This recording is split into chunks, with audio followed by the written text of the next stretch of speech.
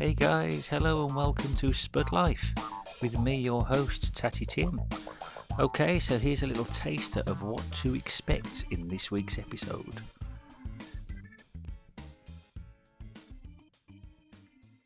About our own, the way we look, the way we act, the way we project ourselves, the way we put ourselves out there, but we don't look for a split second at the person that's suffering in the street. That they walk on by and they think, oh, look at him, you fucking loser. Well, they're not a loser. That's a human being in a world of pain that you do not understand. You don't know why. You haven't got a clue why they're there. And then I got a 3 year stuck up my arse, 3 years for and it. This was your first time? First time ever in jail. And it scared the shit out of us. Because how old was you then? Was about, but it weren't as bad. As bad as it did. As it became the progression massive, over the last 25, 30 years is amazing. You know, because like I thought I'd been number one in the Premier League, and I'd found the ultimate drug with heroin. I was injecting it, but when I first took crack, that was another league again. Oh, that's when we had to, because I'm going to sell drugs, because I've seen I've heard all these stories in jail about all these men making all this money, but I'm not putting two together and thinking, well, why are you fucking here anyways? You know what I mean? But I'm listening to the stories and running away with it. My ego's going boom, I'm liking this.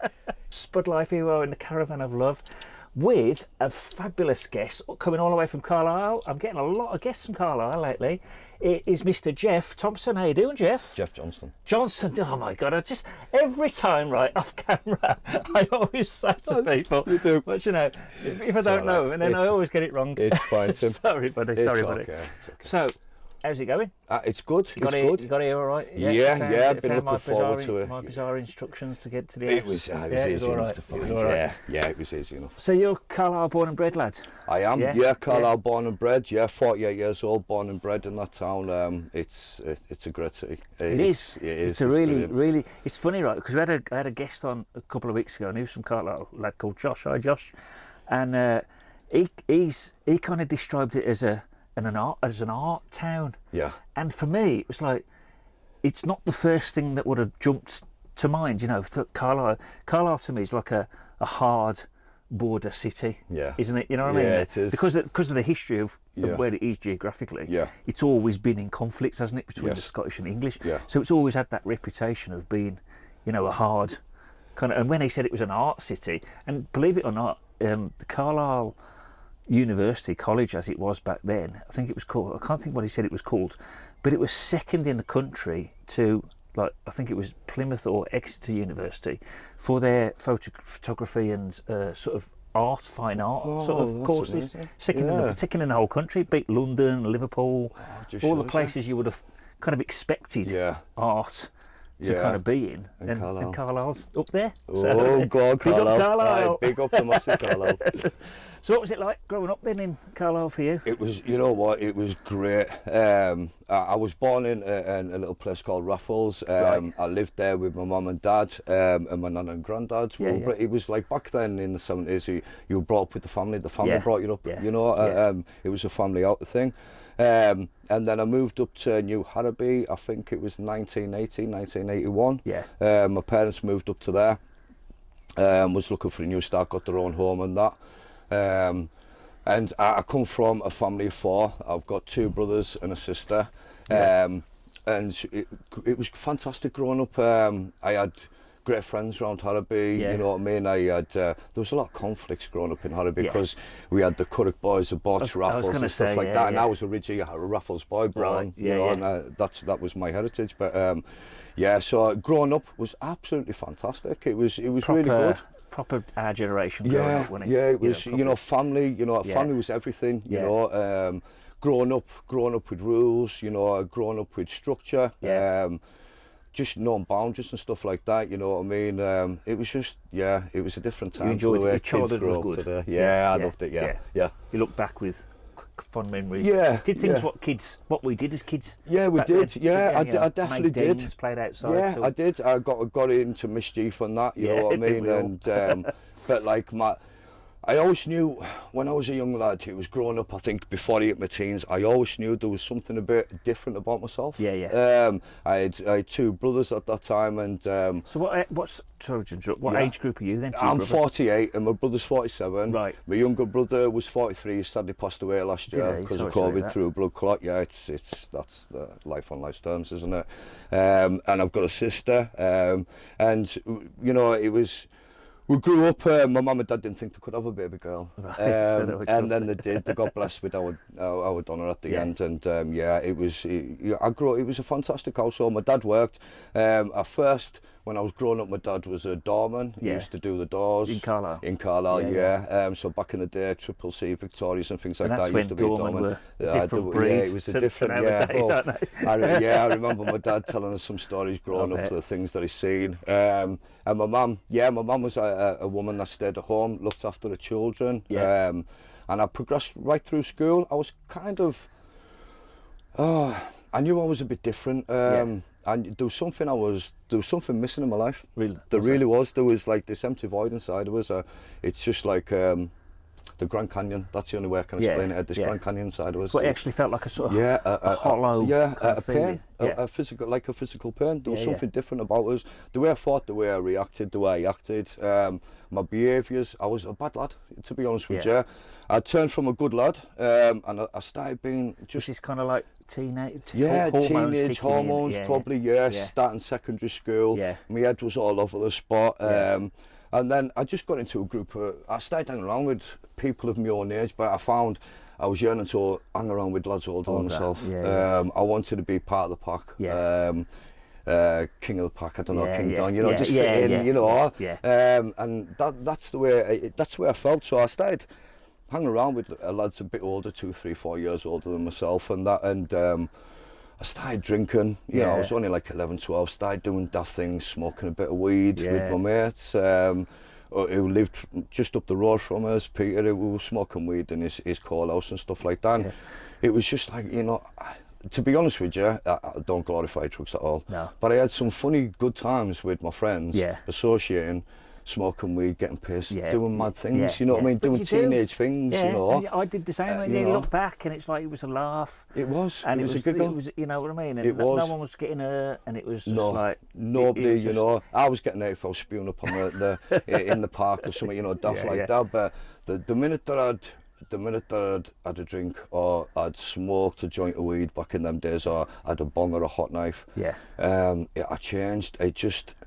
For the worse, was it? No, for the better. Did you? In my eyes at the time, for the better. That hollow feeling was starting to fill. The hollow feeling started to fill up a little bit, and I started to come out my shell a little bit. I started to be a bit more out there, and this is Jeff, and you know, a bit more outish of my skin, because I was socially reclusive. I'm a great one. I still don't really like human beings. Do you not? No.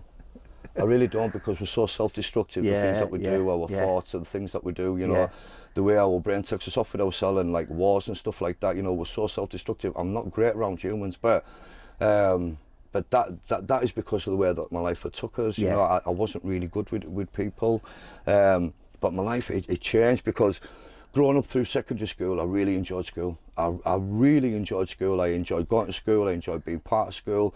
And then I started getting bullied off 3 lads, and that changed everything for me. It changed the way I felt about school, that safe place, that lovely place I was going to. I was learning things, because my thing was art, English and science. I really loved them. I really loved them. It was one of my go-to things, especially art, because with art, it used to take me out my head, and I didn't know why it used to do that at the time. I used to draw dragons, and I used to do the greatest things in school, and I used to do drawings at home all the time. So my mum and dad would watch it. It was brilliant. It was just, I zoned out into it, and it was just, I was in a place of zen. That's the only thing I can imagine it is, looking back at it, and I loved it. But drugs had started to like play a big part in my life at the time. I'd started like hiding things from people, disassociating from people. I started getting involved with like magic mushrooms off the, Yeah. because I went to Harrowing school, it's not there anymore. Most of it's been knocked down, but I went there and on the cricket pitch, I was the gonna say, greatest to the field. magics Yeah. used to grow. Yeah. And I got into magic mushrooms, used to go into my lessons, tripping my dish Did off, ya? and getting suspended, and I was getting into all kinds of trouble, and that's when things started to change for me. My school life from about 12 or 13, I was disruptive, I was argumentative, I was getting bullied, I was causing trouble, I was getting suspended a lot from school, I was being disruptive, my life was just chaos. It was pure chaos. Yeah. And it was starting to dive down. Yeah. I got more into tech and drugs, more smoking weed and stuff. What was the drugs? Were they filling that void? It that we was talked kind of about helping. earlier? It still weren't filling the void, but it was helping. It was just like making me feel good about myself. Yeah. It was the self gratification, you Yeah. know, that endorphin release. Like that instant. But I didn't understand it at the time. But that's where I was getting, you know, and it was brilliant. And then I was smoking weed quite a lot. I was on the hot knives. I was on bongs and stuff and pipes and that, and I was hot knifing all the time. And I was one of them pot smokers. If you were having 20 knives, I'll have 25. No. If you're having 30, I'll have 35. Roger. I've got to be You've the always most got a bit of- greediest yeah, little get yeah. in the town. You know, and I couldn't help myself. Yeah. Greed, that is what I've known, greed all my life. Yeah. I've been greedy. And then it was just, my life changed. I'd went into a friend's house who's no longer here. He passed away some years ago because of the disease of addiction. Yeah.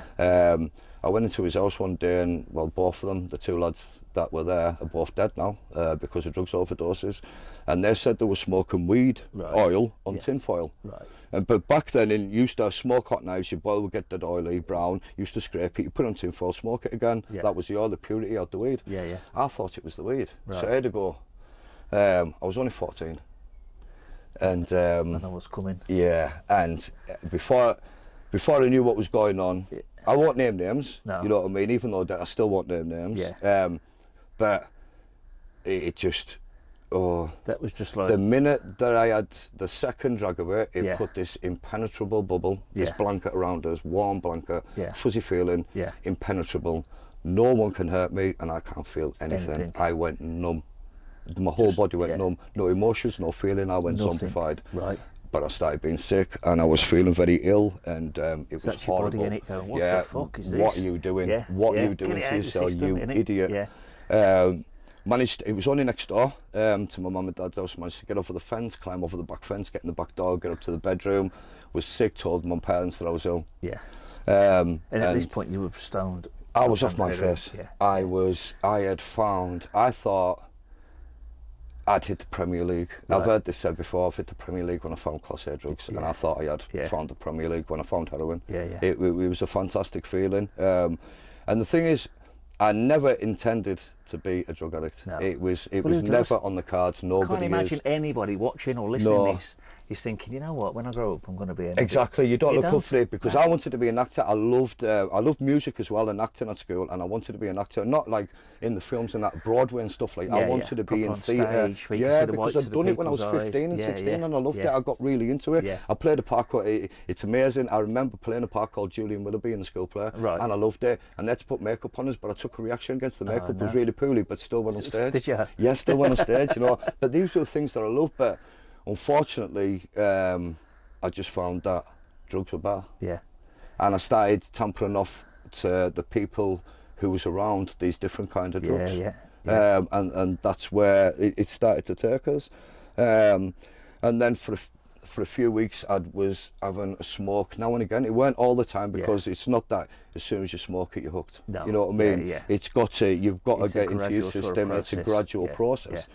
But after a few weeks of nipping into my neighbours, having a odd smoke with them and stuff like that, over this period of a few weeks, they told us it was heroin. Yeah.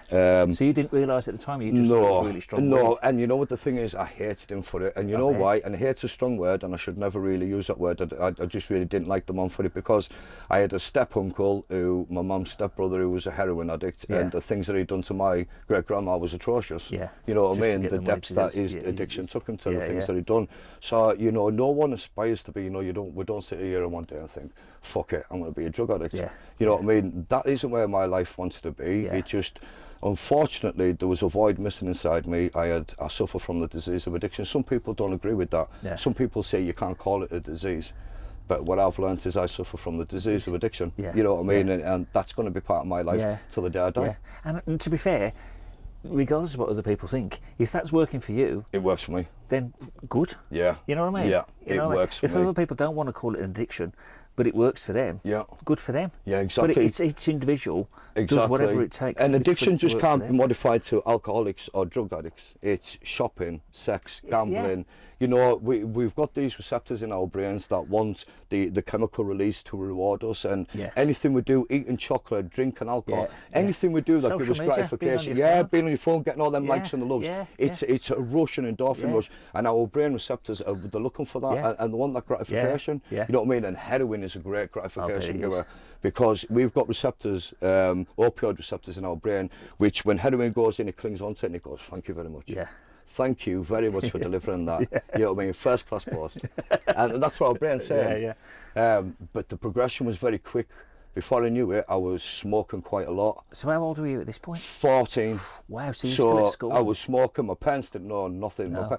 It took me a long time to admit to my parents about a lot of things which we'll get into over this period. But it just, I was hiding everything. But it's just that the addiction gets hold of you eventually. It takes a long time to suck your soul out, I bet. It does. It takes a long time. And it'd be such a slow, gradual process. It's the change in the process happened over a few years, but I can remember everything happening. Can you? Yeah, I remember the whole process of it happening. So it's not like alcohol, you know, when you get absolutely hammered.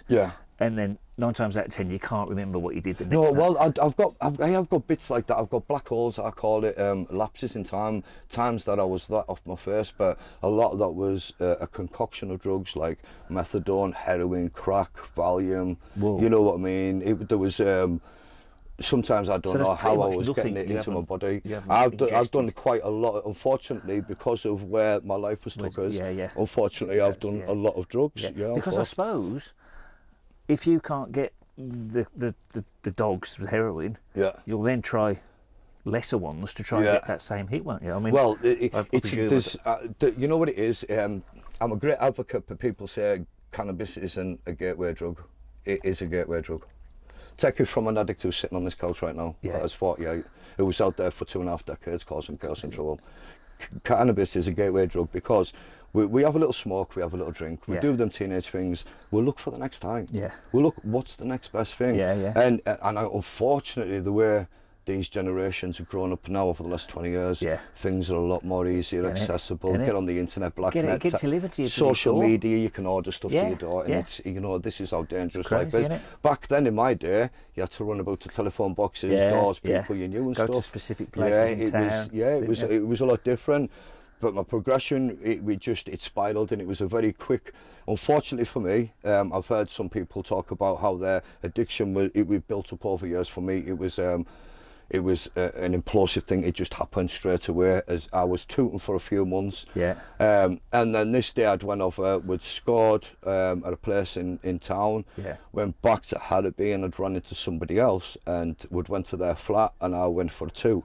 They went in the bathroom, we came back out, and they were monged. I've never seen anyone like it. Eyes closed, fallen over, done into death.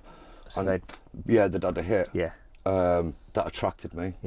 That was straight away, it attracted me. It was like a moth to the flame. It really was. Because of like what you said earlier.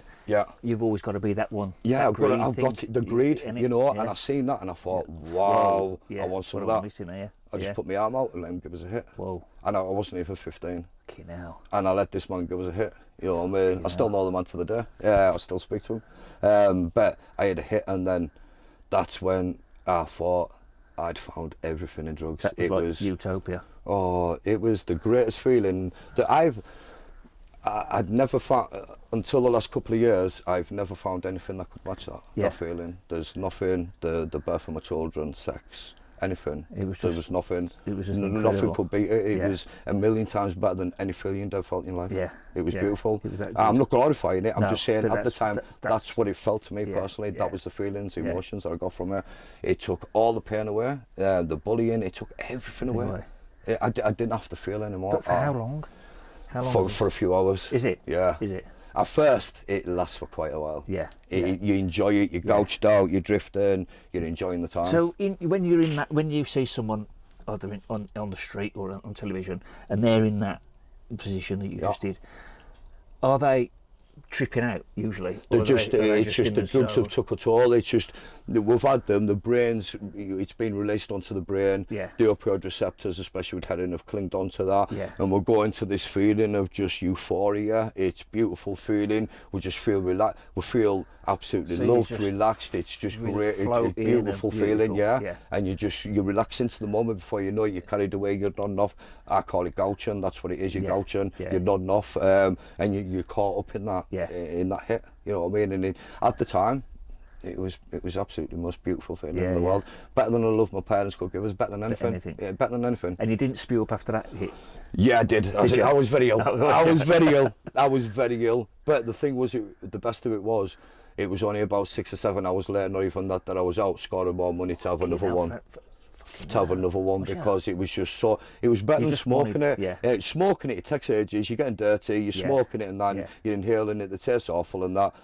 When you have a hit, it's there in 2-3 seconds, it's straight to your brain, straight to your heart, it's beautiful, it's like you're warm, you glow, you feel this hot, warm, hot fuzzy fuzz. It's amazing, it's a beautiful feeling. Good. Like, I do not glorify it though, because looking at it, it was just, I was hitting self-destruct, but at the time, I thought I was protecting myself, and I was impenetrable, but then it was just like, things just started spiraling. I was getting kicked out of school. I started getting a bit of balls about myself. I was on drugs. I had a bit of a 10-man attitude about myself, because I was like, I thought I was impenetrable, unstoppable. So I was only 15. I'd went to school one day. These 3 lads who bullied us. I went home, and my dad wasn't happy. My dad was brought up in a different era. My dad was brought up, my dad and my mum, they were brought up a long time before me. They were brought up in a total different way. Are they Carlisle as well? Yeah, Carlisle, and it was just attitudes were a lot different then. They were a lot stricter, the way the parenting skills were back then for my parents were diabolical compared to the way that we've evolved today to be loving, nurturing parents, you know what I mean? Something that I wish I had been, but unfortunately I never was in my addiction. But we'll get onto that. But at 15, I'd found I was hanging around with some lads that I knew from another estate over in Carlisle, and we went and scored some gear together, and the man that was selling gear had crack.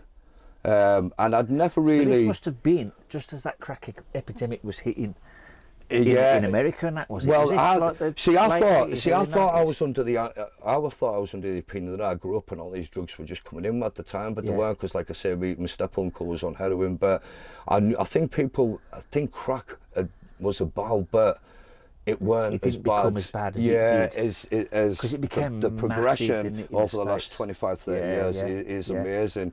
Because like. I thought I'd been number 1 in the Premier League, and I'd found the ultimate drug with heroin when I was injecting it. But when I first took crack, that was another league again. Oh, is it? Yeah, that's like the Super League. Is it? Yeah. But that high isn't as. No, it only lasts for it's an intense feeling, euphoria, heart beating out your chest. You feel invincible, like you could fly. I could jump off the Civic Centre and I could fly. That's how I feel. It got you. But it's over within seconds, in a couple of minutes. It doesn't last long.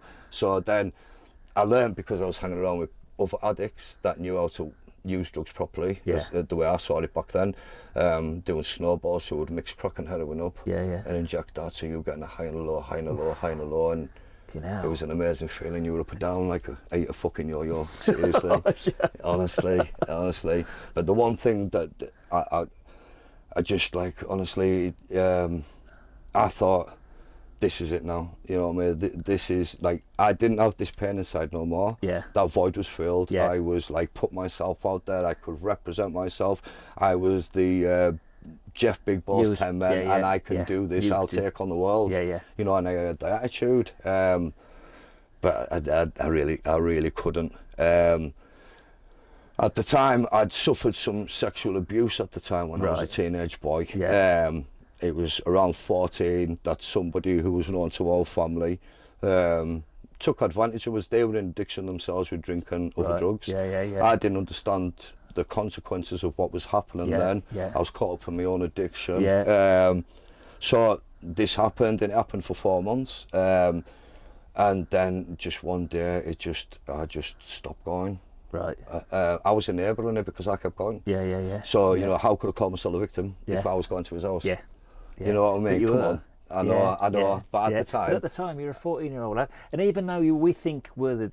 You know, most teenagers, even nowadays, your testosterone's kicking in, you know best, you're a lad, you know, you're an adult. You're not, you're still a 14-year-old kid. I was, you know I was You've a got child. a lot of learning to do. I was a child, and I was. A bloke our age, or however old that fella was, knows that, takes full advantage of it, sees you in the dire situation you were in, vulnerable. I think that's exactly what he's saying, and like understanding behaviours later on in life, and as I grew up, looking back, doing a lot of jail, being around certain people in prison. I understood his behaviour.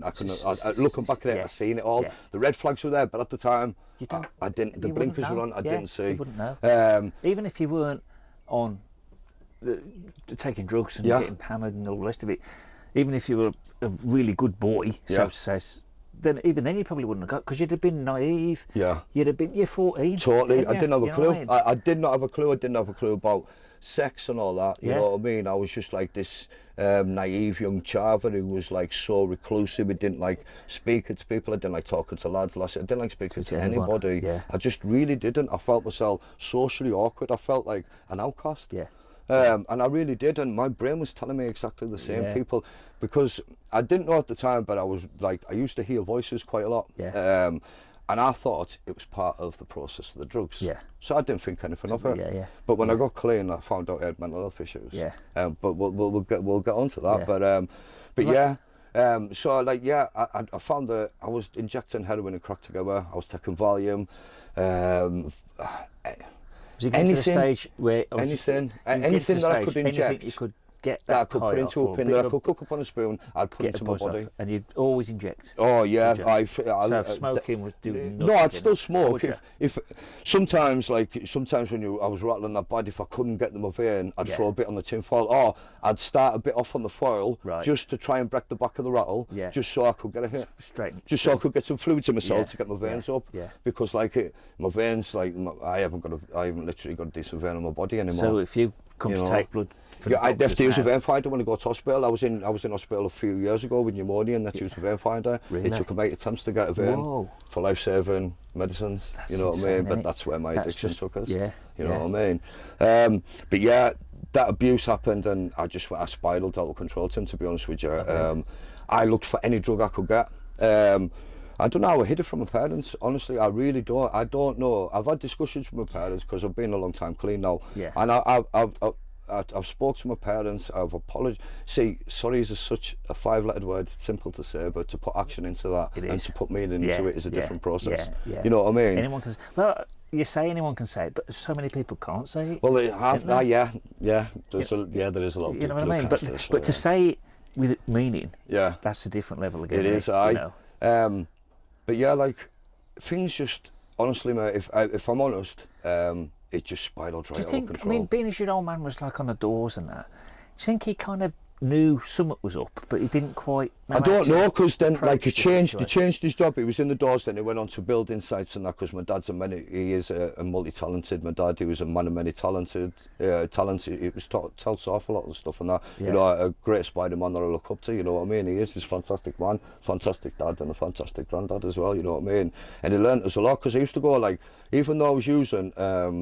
My parents didn't know I was going to building sites with him on 6 weeks holidays and building with him and stuff like that, and working with him, and just growing that bond with him. It was absolutely fantastic. He used to take us on fishing trips and sea fishing and stuff like that. Didn't know about my addiction. And all the time you were still. I was hiding this dirty secret. Wow. You know what I mean? And it was amazing, because any addict can hide it for a long time. An addict can hide it. But then all of a sudden, things start falling apart and we can't hide it anymore, and then all our flaws are seen. Then once that mask's off, you see us for who we are, addicts. You know what I mean? So when did that mask come off? Did any of you? Because I'm guessing your mates from school maybe didn't have much to do with you. A lot of my mates, see, the thing is though, Tim, right, back in my days growing up in the 80s and the 90s, I left school at 92. A lot of us used drugs. Some of them didn't go on to use Class A drugs or to be addicts. It was that happy house time. Yeah, well, so, it was, you know, I found ecstasy in like 93, Yeah. you know what I mean, 94, till 1998. I was Yeah. going away, weekend period, I was Yeah, doing different yeah, things. yeah. I found great things in ecstasy, but I'd have a boot to bring myself down off the Yeah. ease. Because I didn't like being up too high. I'm a downer person. I Right. like being down. Yeah, You yeah. know what I mean. So I enjoy cocaine, ecstasy, and things like that. You know what I Yeah. mean. I've done all that, hit it all up. You know what Yeah. I mean. I've injected them all, and it was fantastic times. But I did enjoy. I can honestly say I did enjoy raving, Yeah. taking trips, opened my mind Yeah, up, gave yeah. me a greater thinking, an expansion of my mind. I Yeah. thought at the time. Yeah, And ecstasy, I enjoyed it going away. It was just. I've never found a drug like ecstasy where there was never any violence, there was never any shit. Everybody Everyone was just happy and in love. Yeah. And it was a Yeah. beautiful Yeah. feeling to have that in common with Yeah. someone, because that's the one thing that I was missing, Tim. Yeah. Having in common with With someone. people. Yeah. Because I didn't Yeah. have that. You Yeah. know what I mean? And Yeah, I yeah. didn't know that where my life was taking us. Yeah. The only thing I was going to have in common So was when you were at a addicts. rave and there was 1,000 other people, Oh, it was exactly the same as you, it must I have was been like, me. whoa, man. Exactly. I was like them, I'm here. everybody else, you know Yeah. what I mean? Just as soon as I used to remember getting ready in my house, dropping a couple of E's, getting ready, we'd travel down in a tranny van, Yeah. you know what I mean? And it was just, back then it was just like, raves were sorted by phone boxes yet Yeah, again. yeah. It weren't social Nah, media, yeah, it yeah. was phone boxes. Yeah. That's how we found out Literally about was raves. in a warehouse in a field. A warehouse or- in fields, and it was a set of speakers, a Yeah, mixing, yeah. and some DJ, and it was Yeah. you dropped a few E's, you were drinking water, you were And partying on through the night, you were dancing, you were in love, and Yeah. it was a beautiful feeling. The day went into night went into Yeah. day. Yeah, it Imagine was being a amazing. doorman in them. It must have been the easiest money ever. It must have I'm been the- telling wasn't you, it? everyone just get Everyone yourself just- in. no Thank you violence very or much. nothing, I'm wasn't telling it? you, but they were.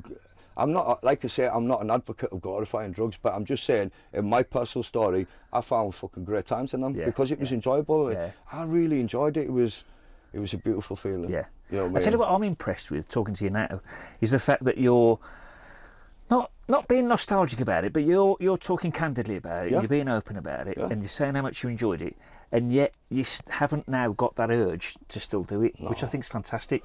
You know, you can talk about your life, Yeah. how you've got through what you got through, and you're talking really, really openly about Yeah. how great it was and all the rest of it, but you're not going to go away from here later and suddenly start hitting up again, are you? Because that it's over. You know what I mean? I think that's absolutely fantastic. I live a program just for today. Yeah. So yesterday's gone, tomorrow's not given. Yeah. But today, Today- I can make sure that everything that I do in my Yeah. life, make sure that by Yeah. the time I put my head on the bed tonight, Yeah. I'm clean. Yeah. And I start another day Yeah, again. exactly. And then that's all I Yeah. can do. And that's You know what I all. mean? That's all any of us should do. Yeah. You know, because all the people that are kind of, and I know it's a kind of oversimplifying it a bit, but people that are depressed tend to be living in the past, Yeah. don't they? Yeah. People that are anxious and worried, they're kind of living in the future that Yeah. hasn't happened yet. The Exactly. people that are normal, well, not normal, but are kind of grounded and, you know, what's a way of putting it? Just say grounded. We're living now. Yeah. You know, because I've got great all gratitude. all there is now. Exactly. I've got great gratitude in my life. You know what I mean? I'm very grateful for everything that I've got today, because there was many years ago I used to pray for these things. Yeah. And I never thought I'd get No. them. I never thought I'd see 30. Yeah. I thought yeah. I'd be dead. To be honest, I never So, I thought mean, I'd see to my be 20s. honest, from what you've just been talking about in the last half an hour, Yeah. I would have thought you would have been as well. I thought I if would I'd have have been. known you back then, you'd have looked and gone, "Fuck, Jeff ain't going to see 30. No chance." No, not a chance. chance. I would never have thought it. But not where. And here you not are, where I nearly, went to. nearly 50. Yeah, nearly 50. It's like, Nearly 50. mental, and, innit? Yeah, and it's a full 180. yeah. It is. But like. But it's been a long journey to get here, though, isn't it? I mean, you touched earlier that you was inside. Yeah, So, well, what happened? Well, so I'd in 1998, I'd met a young lass, my baby's mum, Michelle. Yeah. And everything was absolutely cushy-barty. It was like we'd met at House of Fraser. Sorry, I think it was 96. It was 96, 98. I'm bad with dates. But we'd met at House of Fraser where she was working there, and I met her, and I thought I fell in love. Yeah. I wasn't interested in women. Yeah. But this was the Just first there was time. that connection. I was still a heroin addict. Yeah. I was still smoking crack. I was hitting up Dyke, taking volume. Yeah. I was taking everything that I could get my hands on, as a drug addict does. But I was shooting up 3 times a day Was in you? work. Yeah. Oh, and you were still working? And I was still working. You know, because like, I was a functioning addict. Right. that's what I was. Looking back at it, I was a functioning addict. Some people, some addicts can't hold down. You know, I think it depends, because my jobs weren't always held down. I would lose them eventually. There'd be some chaos, lies, thieving. There'd be something for me to lose that job. You know, there'd be something I would never be able to hold it down through goodwill. You know, through me doing my best. It was never about that. It was about what I could get out that job. You know what I mean? And that's what I found. I worked at Window World. I worked at House of Fraser. Met Michelle, and I thought, I could turn my life around here. I can change. Me and Michelle started dating. We moved in together, and we moved up to Botcherby. And that was the worst thing that I'd ever done. Was it? Was move to Botcherby, because heroin was ripe. It rife on there? Ripe. Was it? I moved on to a place called Botchavon. There was dealers all over my street. There was dealers around the back, and there was dealers everywhere. Everywhere you went. Everywhere. And they'll have known you. I knew them all on a friendly basis, unfortunately. So it was just, to me, it was that green light to use more. You know what I mean? There you go. Get yourself away. Jog on. And I did. I was using a lot. I was still working. Lost my job. Michelle was pregnant. I was out. By this time, this is where my addiction had took us. There was no money. There was no money to look after myself. There was no money to look after my family. So literally everything you were earning was being shot. I'd ended up losing my job because of it, because of shooting up. Right, I'd lost my job, and I'd ended up started pilfering. I started stealing out shops and stuff at first. A bit of shoplifting and things like that, which quickly progressed onto car crime. Break into cars, stealing stereos and things, Alpines and stuff back in the day. You know what I mean? And things like that. And then it was just progressively, I'd got in with a crowd, a lad who was burgling houses, and that's where it took us. I was burgling houses. And then it was the 12th of December 2000, 12th of December 1998. My daughter had been born on the 10th of December, Courtney, and we were coming home from the hospital, which is now the college in town, but it used to be the maternity hospital. Right. And we were coming down Botch Ave, and there was loads of vans at the bottom, and there was loads of vans and cars following my dad's car down. There was my mum, my dad, me, Michelle, and my baby daughter, Courtney. We were coming down Botch Ave, and the police were following us down, and I burst into tears because I knew what was coming. And my dad says, "What's wrong, son?" I says, "They're all here for me, Dad." And he says, "You're not that bad of a person." I says, "You're going to find out." And as I got out the car, they jumped on us straight away. They searched my house. The police back then, I don't think, this is just my personal opinion, the police back then were dickheads. They didn't look at you that you've got problems and stuff like that. You're a fucking junkie. That's it. You're a fucking smackhead. And they want you out. I'd say that's still... Oh, the stigma's still here, and this is what I want to try and break, that stigma. Police, that's with with people, everybody, just everyone in society. This is what I mean about human beings. We're so self-obsessed about our own, the way we look, the way we act, the way we project ourselves, the way we put ourselves out there, but we don't look for a split second at the person that's suffering in the street. They walk on by and they think, "Oh, look at him, you fucking loser." Well, they're not a loser. That's a human being in a world of pain that you do not understand. You don't know why. You haven't got a clue why they're there. You haven't, and that's the thing. And any of us can be in that position. I was there. I was street homeless for 8 months because of my addiction. You know what I mean? And I had family, but why should my family take me in? Well, all I'm going to do is steal and take off them. You know what I mean? So why should they keep taking me in? Why should I keep breaking that out? Because that's all I was doing. But yeah, I got caught, done the charges with a load of burglaries, that's your burglaries and a GBH. So what did you get grassed up, or did they find? No, well, or a bit of both. there was a couple of fingerprints at a couple of places, but there was this dickhead that I'd done the burglaries with. I won't name him by name, but he knows who he is.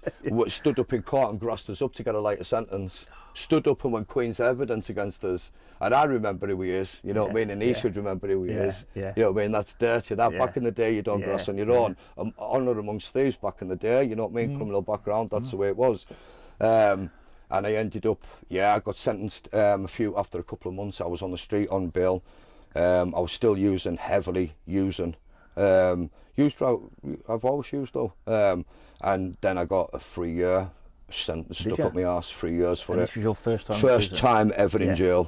And it scared the shit out of us. Because how old was you then? I was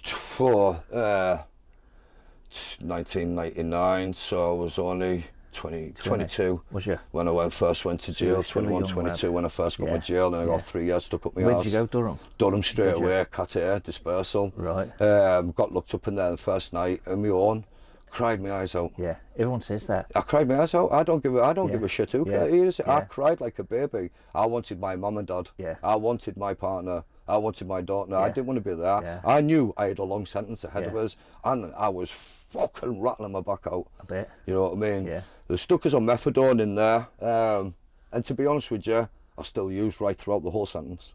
You know, I just couldn't use the amount of drugs that I wanted to use because there is great amounts of drugs in jail, but not what an addict needs to use on. No. You know what I mean? Yeah, there yeah. really isn't. Yeah. And the prices are extortionate. Jesus Christ, man, my eyes were opened. I thought paying for like a little 0.2 for a tenner was bad, man, but when you get to jail, it was even worse. You get a few little spots, and that was it for like 20 £20. Would you? So I'd still use anything that I could get my hands on. Yeah. You know, any Yeah. tablets, Yeah. anything, Zopical, anything that could, anyone's antipsychotics, anything. Anything.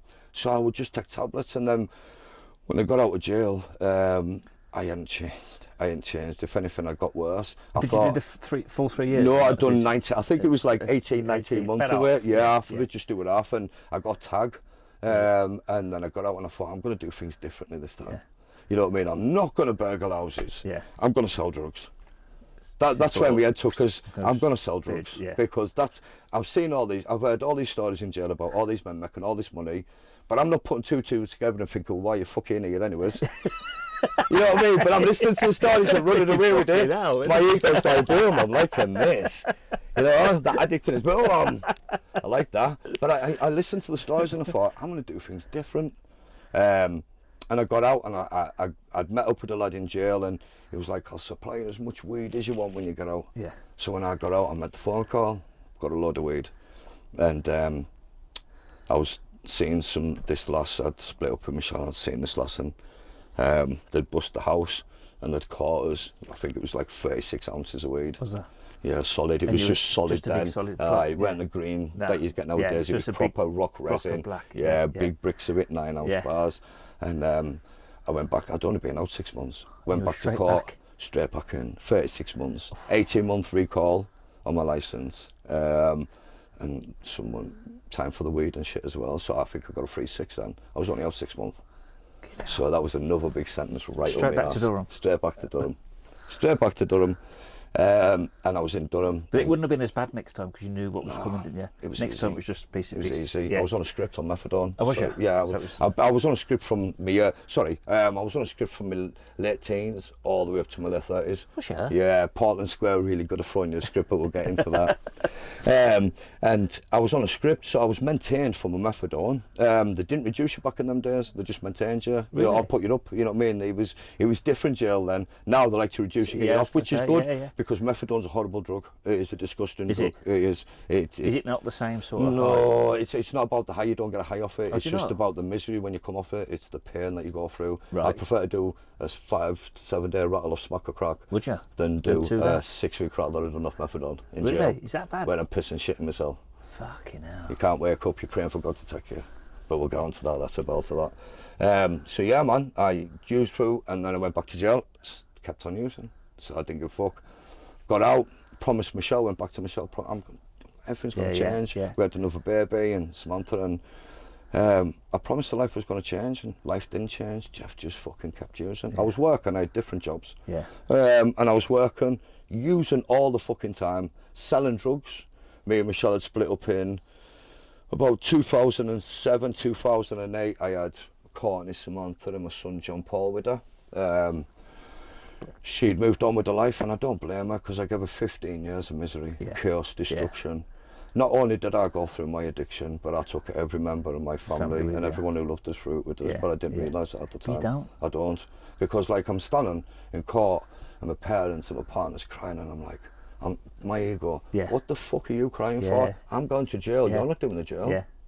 they were doing every day with Yeah, us, like a of course there was, dickhead. yeah. But I didn't think about it at the time No. because I was caught up in Yeah, addiction. yeah. That's where my life took, because my thinking was just self-obsessed. How can I gratify me? Yeah. How can I fix me? Yeah, And that's yeah. all I was doing. I was trying to fix someone who was fucked. Yeah. And that's my truth. Yeah. I was fucked. Yeah. And I was trying to fix myself, self-medicating. I found kind of done that. Yeah. Until you see the miserable sides where Yeah. I'm sitting trying to dig a pin in my arm and I'm fucking snot, tears pissing on my face. I can't get a hit. I just don't want to do this anymore, but it's a compulsion. I need to do this. Yeah. Yeah. You know, and that's what it was, and that's what drugs has been for me, a compulsion to use, the disease of addiction. I cannot stop using for the love of anybody, not even myself. No. And because there's nobody that yeah. I love more than drugs. Yeah. So and that was it. Your missus, your 3 kids. No, they didn't. None of that. When I was living with Michelle, when I was out of jail, social services got involved. They knew about my drug take, and the police were raiding the house looking for drugs. They weren't really finding stuff because I had a decent stash on another place. Yeah. But they were still raiding the place, and Yeah, that yeah. social services got involved. My daughters were taken out of care and put into my parents' care. Right. Courtney and Samantha were put into my parents' care at about 3 and 4, 2 or 3-ish time. Yeah, yeah. And that was a green flag for me to use more drugs, because I went into a pit of self-pity then. Yeah. Well, I've lost, my kids have been taken off Yeah, this. It wasn't my fucking fault, it was social services, fault. so I'm going to take Yeah, more drugs. yeah. And that's what I've done, caused more chaos, more destruction. And Michelle was just like, no, this is it, you know. So me and Michelle had went our separate ways. I left. I got up this day in January, and I walked out the house, and I never went back. I thought, Was that a conscious thought? you know what, at the sort of time when happen? I look back at it, enough was enough, man. I had the fucking destruction I'd hurt her. Yeah.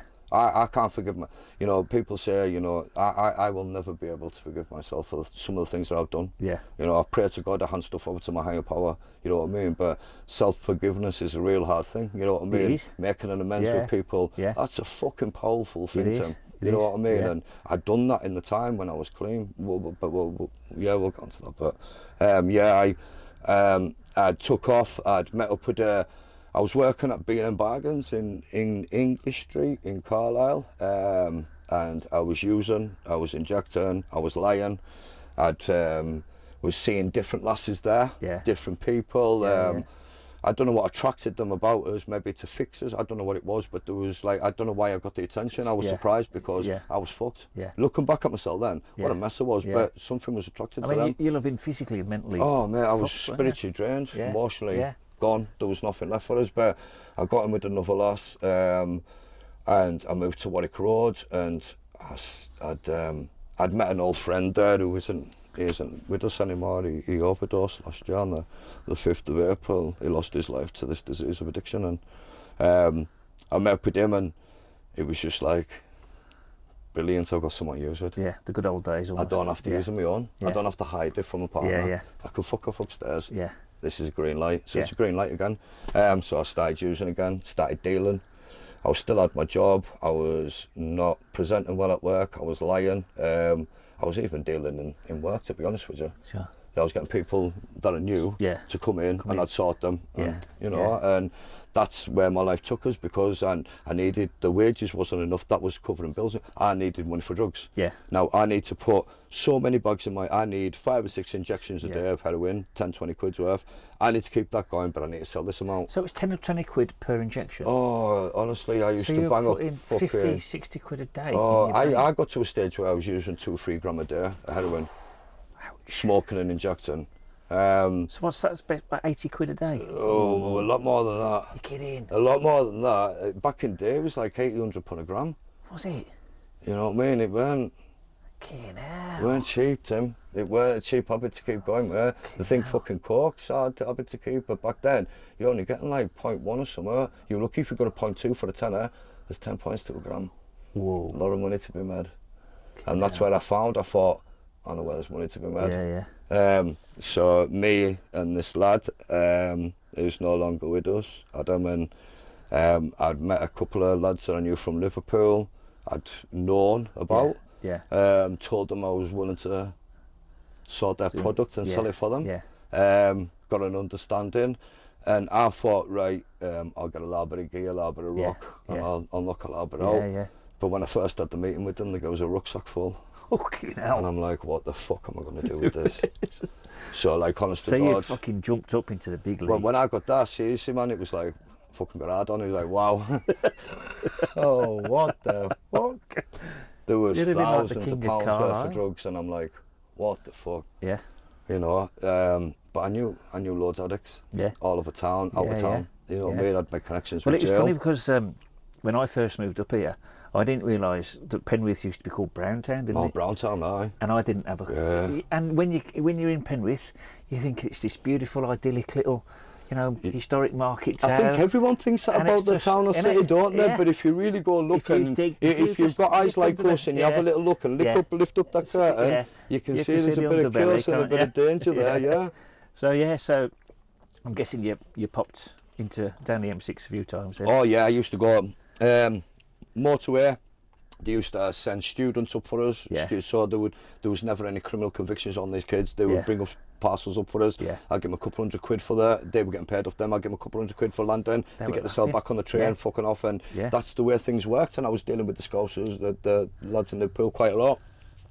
And then my world ended. I'd went to Liverpool myself this day. I got greedy. Yet again, the addict in us. I got greedy. I had a load of gear stashed in my tumble dryer. I had some gear and crack stashed at the River Eden in my stash place. But I wanted more. I wanted to make more money. I needed to use more drugs. I need to make more money. So I went through and I'd got the train through this day. Didn't know my flat had been watched for 8 weeks by the police. Didn't know. I thought I was invincible. The invisible man's just sneaking around. That's who I thought myself.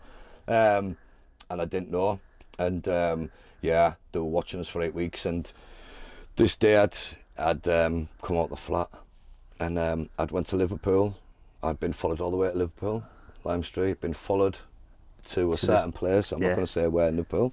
Went to this destination, stayed there for a few hours, picked up what I was meant to be picked up. Got dropped at a different train station to break it up. Now, my gut instinct at the time, this ain't bullshit, my gut instinct at the time was like, fucking get the bus back. And I didn't. Part of me, I wanted to get back from my partner. I had customers waiting, you know what I mean? She was sorting them for us. But I, like, deals to be done, people wanting quantities of like gear to move and stuff. So I was like wanting to get back, didn't pay any attention, got the train back. I was going to jump off at Penrith, I was going to jump off at Penrith and get a taxi all the way back home to Carlisle. Didn't do that either. Should have listened to my stomach. Got off at Carlisle train station, 16 busies waiting for us. Outside, when they took us outside, there was 2 tranny vans. There was unmarked. There was fucking undercover. It was a little worker in copper. I was his first big drugs arrest. He was only in his 20s, and he was high-fiving this other copper, and I'm like, look at you little fucking mug. I says, you've got fuck all, you daft cunt. But me running with ego, I'm like telling them, I've got nothing on me. You know what I mean? And so I'm taken to the van, and I says, we're going to take it to the police station. We're going to strip search her. And I says, sweet. I says, I've got fuck all on us. And then I was thinking, oh shit. I went, you know what? I says, I have, you know. I went, what you got? And I said, I've got a little bit of brown in the bag. So I had a little rucksack on. It was only a bath bag. It was only a bath towel bag, a little gym bag thing, draw cord one, and they opened it up and they did the jackpot. You know what I mean? And there was a few £1,000 worth. More than just a little bit. Yeah, well, when they came back, when I got the results back, it was like 50-odd% and 60-odd%. It was fucking, hadn't been stamped on. You know what I mean? It needed to be cut again. So were you cutting it as well? Yeah. It's just there's so it was you all you got to do is you've just got to put bulk in to bring your product up in weight. You know what I mean? So anything that'll make it run. Anything. You know what I mean? So there's many things that you can use to stick in it. I've known all kinds of people put paracetamols, all kinds of shit in it. You know what I mean? Anything that'll make it run, really, so it doesn't clog up. Especially people who hit up know if it's been stamped on, because it clogs up, it doesn't cook up right. Right. You know what I mean? It really doesn't. So and it was so this that I 5 and 8 when I admitted I got drugs, and that was instant remand. It was instant remand because I got caught. And then I went and my life just fell to bits, man. I was fucked. Honestly, Tim, I went to jail this time on my 3rd sentence. I think I was about 6 stone 9. I'm 13 and a half stone now. Jesus, you know what I mean? It was skin on skeleton, mate. It was skin on skeleton. I was a disgusting looking human being. You know what I mean? I really was. And I went to jail and I was fucked. And I got to jail and I went to court, and it was Judge Forrester again. She'd sentenced me once before for drugs. And I'm standing in front of her and she's giving us all this shit about why I'm standing there. And I went, the only thing I could say was, I am just a drug mule. I was in debt. Yeah. I can't tell you anything else because they will kill everybody I know. Yeah. And I just shut my fucking mouth up. She gave us 3 years, 6 months with my ass. I was expecting a big 7 year because my solicitor says expect a 7+. Yeah. So I was expecting it. When she gave us 3-6, you know what the mad thing I done? I thanked her for it. I thanked her, not in a cocky way. No, I said thank you. Yeah. Yeah. And then I went off and I went to jail. And I didn't stop using. But then Spice had come along. I was smoking Spice, getting couldn't walk, and absolutely. What is that like? I mean, it's not a nice feeling because at first you're feeling it coming on. Yeah. So it's like a gradual kind of... and then all of a sudden your body comes contorted, and you inside no your brain control. you know what's going on, but you cannot move your body. You can't speak. You can't do anything. Whoa. It's horrible. I do not. It is a disgusting drug. Because I've seen videos of Spice. Yeah, and it's one of them things. It's just a chemical, Tim. So it's just sprayed on stuff, and then so you could be double dose, triple dose. They're not so seeing. It's not an actual no, it's just. I know. I just know things on how it's made, and it's spray bottles over loads of leaves and stuff, and it's just sprayed upon it, and then it's very dangerous. It is. Very dangerous. You know, again, another legal high. Yeah. It's bullshit. There's no such thing as legalised. No. There isn't. Alcohol, nicotine, there's no legalised. There's nothing. You know what I mean? The government just make a lot of money off it. You know what I mean? Yeah. You know what I mean? They make money off drinking cigarettes, but they don't make any money off drugs. So we're going to combat it. No, combat everything. Yeah. Everything that's addictive, Exactly. gambling, all the different things. You know what I mean? So I was totally, I was a mess, mate, honestly, and I thought, what am I going to do? You know what I mean? I'd lost everything, and I thought, what am I going to do with my life? And I thought, I'm going to continue to take drugs, because that's all I knew. It was programmed into my DNA from a very early age, a Snapchat of 11, 12, 13, 14. It was programmed into me, that's what fixes things. It takes a boredom away. I can cope with life if I'm taking drugs. So I still use drugs inside.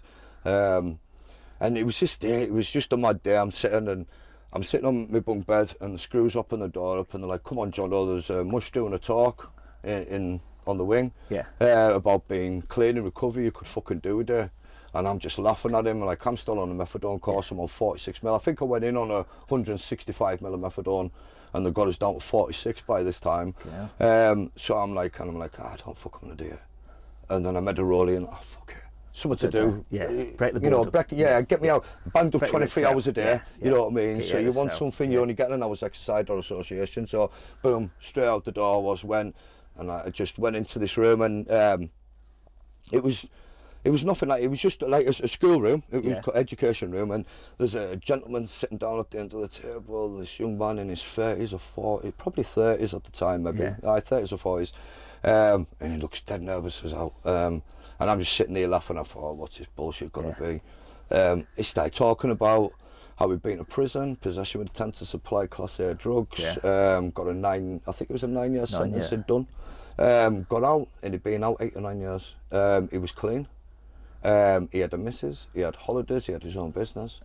So I took the fucking cotton wool up my ears, and I'm like, what did you just say? So he'd done his talk, I went up to him, I had a crack with him and that. And like, that was the first time I'd ever had an epiphany. And I thought, why not be like him? Why can't you have what he got? He's just like you. He's just like you.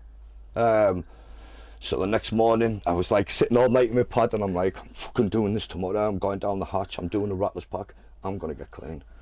So I went down the hatch next morning, because you get called down for your methadone. Went to the hatch, there was 46 mil in a cup, and one of these little plastic cups, smacked it on the floor. She went, what you doing, Johnson? I says, I don't want my fucking methadone, I want a ratless pack, I want off this shit. I says, you've kept us on this, I says, for fucking over 20 years. She says, I want off it. So back then it was paracetamol, 7 paracetamol, 7 Zopiclone, and 7 ibuprofen. You know what I mean? That was your ratless pack for a week. You know what I mean? So I took my ratless pack, big balls, I was sweating, and I weren't feeling too clever, but I was on this motion, went back to my pad, I'm doing this fucking rattle and that. By the 3rd day, and I wish I had done it the way I'd done it. I wish I'd reduced on my methadone and come off it properly. Big balls a year, 10 men, I'm going to do it. That rattle lasted 6 weeks in Abrick prison. It was fucking awful. I was on R2.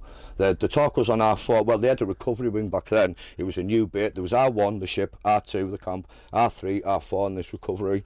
And it was newly built, and that's where I did the talk. So I was on R2 in the old RAF billets. Yeah. And I was there, rattling my back in.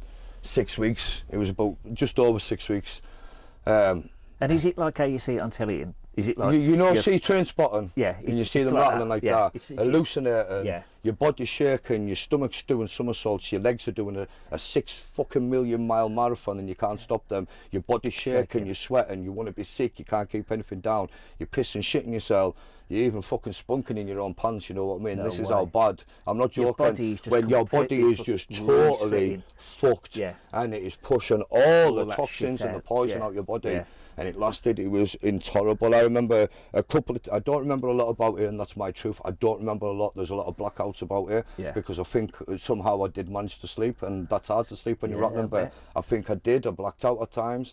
But after about 6 weeks, I was getting cleaned up and stuff, but on the last week, it was fucking atrocious. I was waking up every morning in my own piss and shit. You know, my bowels letting loose on them. I had no control over anything. Yeah, I really didn't. Like, it's disgusting to think about, but that's what I went through. Yeah. And it was horrible. It was disgusting. It was horrible, and it was painful. And I swore then, and you know, when I got myself onto a gym course, I'd done my personal training course, I'd done my level 1 and 2 in every prison, and I thought I didn't have a chance to finish my level 3, I was getting released. You know what I mean? So I thought, well, I'm going to do that outside, I had something to aspire to. I'd built up myself up to 13 stone, I had a 6-pack, I had shoulders, I looked sexy as fuck. I was doing regular 5-mile runs, you know what I mean? I was working out 3 times a day, 3 hours a day. I was loving myself. I'd found a bit of self-love for myself, something that I'd never found until I was 36 years old. I found a little bit of self-love, just that little tiny bit. The shit you don't have to go through to find that. From 11 to 36. Yeah.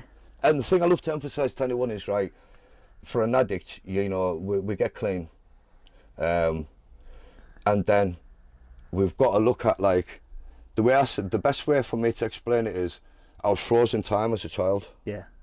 And I was put in a TARDIS and I was released on society at 36. And I had 3 children. Yeah.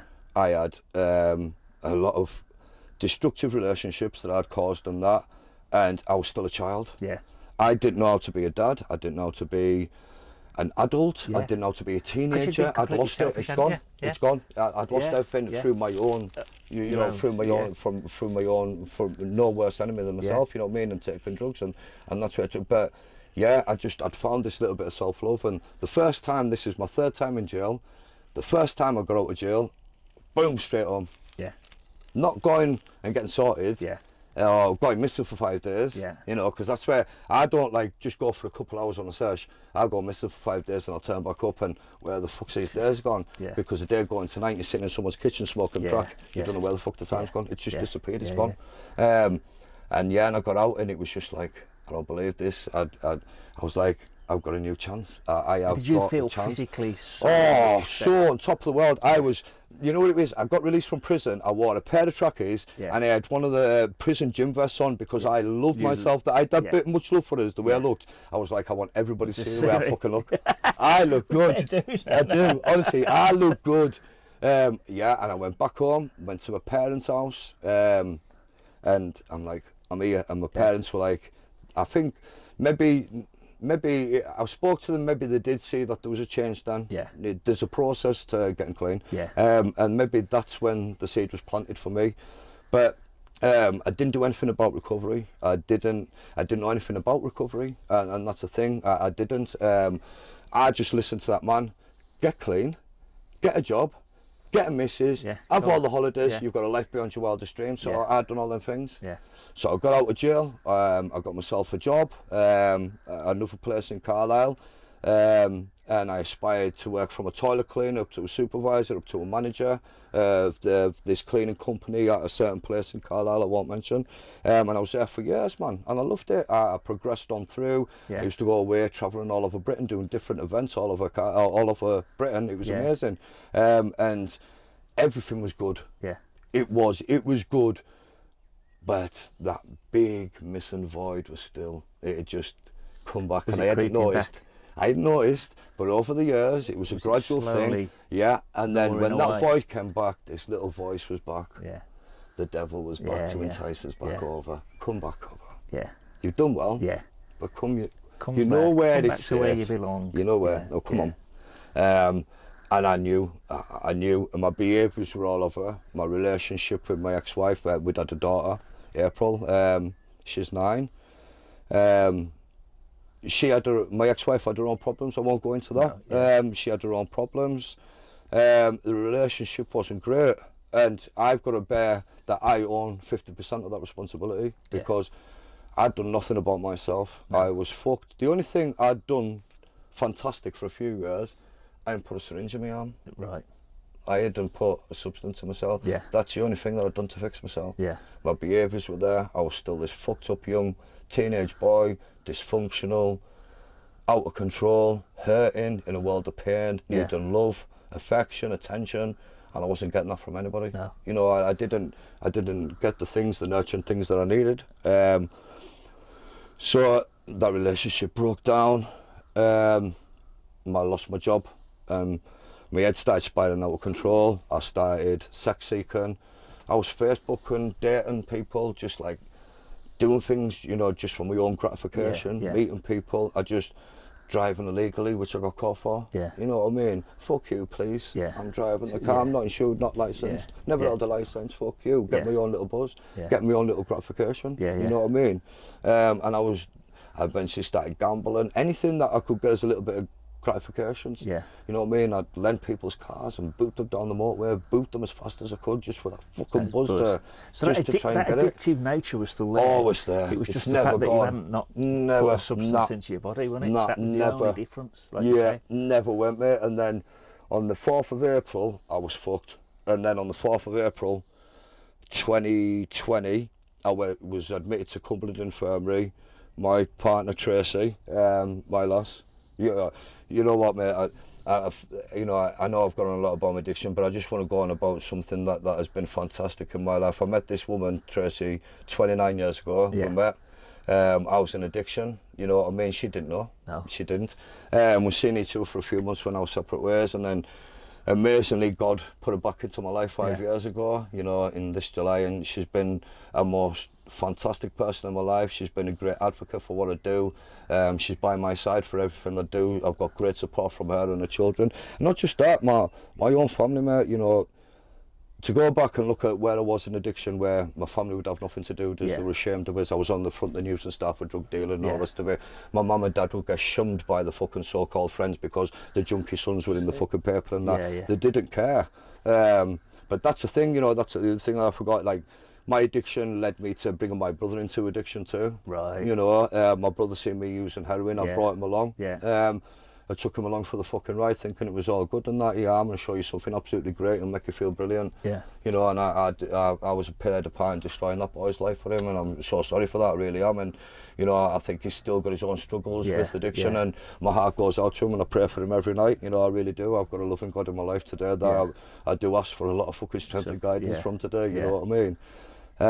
But yeah, my addiction is just like, I wasn't well. My addiction was wanting to go back up to the dark side, say. I got admitted to the Cumberland Infirmary with pneumonia. I had 14 blood clots all over my lungs and legs. Jesus. I was admitted into hospital.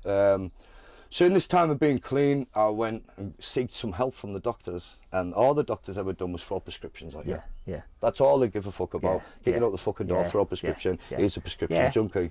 You know what I mean? It was the same at Portland Square back in the day when you used to go down for your prescriptions.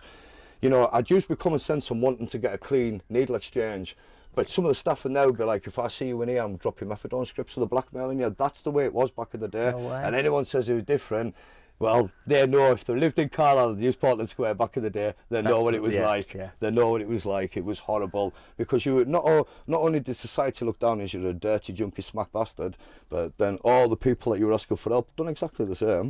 They've done exactly the same. You know what I mean? And no one can hold their head, you know, high and say that they did because they're talking out their asses. You know, we're put down in society. You know, and that's what's happened. So anyways, so I ended up, I was in hospital. I was really poorly.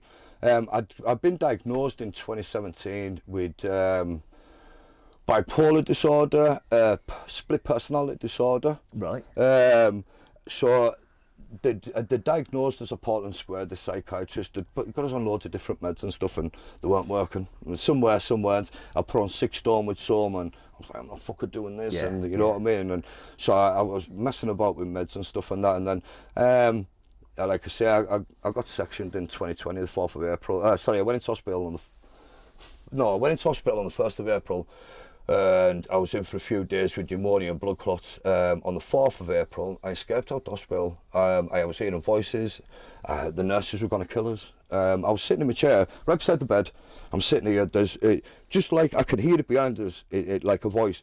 The nurses are going to kill you if you don't get out of the hospital, Jeff. Hurry up and get the fuck out. So you can actually hear I can hear the voices. See, now with my bipolar, I've got like a male and female voices. It could be derogative, mostly derogative all the time about myself, people around us, about situations. I mean, it's like a big kick from the devil. So, you know, and that's my illness. Would the drugs have induced this, do you think? No, the drugs hit it. Did they? So this would like I was saying back to you, back in the day when I was a child, I knew there was something a bit different. I was hearing things, I was a little bit not quite right, there was something wrong. I loved the wrong behaviours, I looked for getting into trouble, there was, you know, there was just, there was something wrong. And I got diagnosed, but I went, like, I done a run from the hospital, went to my mum and dad's, and I climbed in the shower, and my dead nana, my nana Boyle, she's there, she's been dead for like 30 years. She's dead in the shower, talking to us, and I'm getting showered. I'm like, Nana, it's all right. So I'm going to my mates. And my mum's like, my mum came to the bottom of the stairs, and as I was getting out of the shower, she's like, who we talked to? I says, oh, just Nana Boyle. I didn't think anything of it. Went in the bedroom, got dressed, lashed downstairs. Mum and dad's looking at us peculiar. See you later. Took off. Went to my mate's house. I remember, the only thing I don't remember a lot about getting there. I remember getting there, I remember talking to them, and then they told us that I just curled up on the floor and fucking meowed like a cat. Wow. I had a breakdown just had there. A complete mental breakdown. There was nothing, mate, honestly tell you. There was no warning. No, I thought my illness was bad, but fuck me, I didn't know it was that bad, mate. You know what I mean? I thought my addiction had took us to some places. No conscious thing to say any minute now.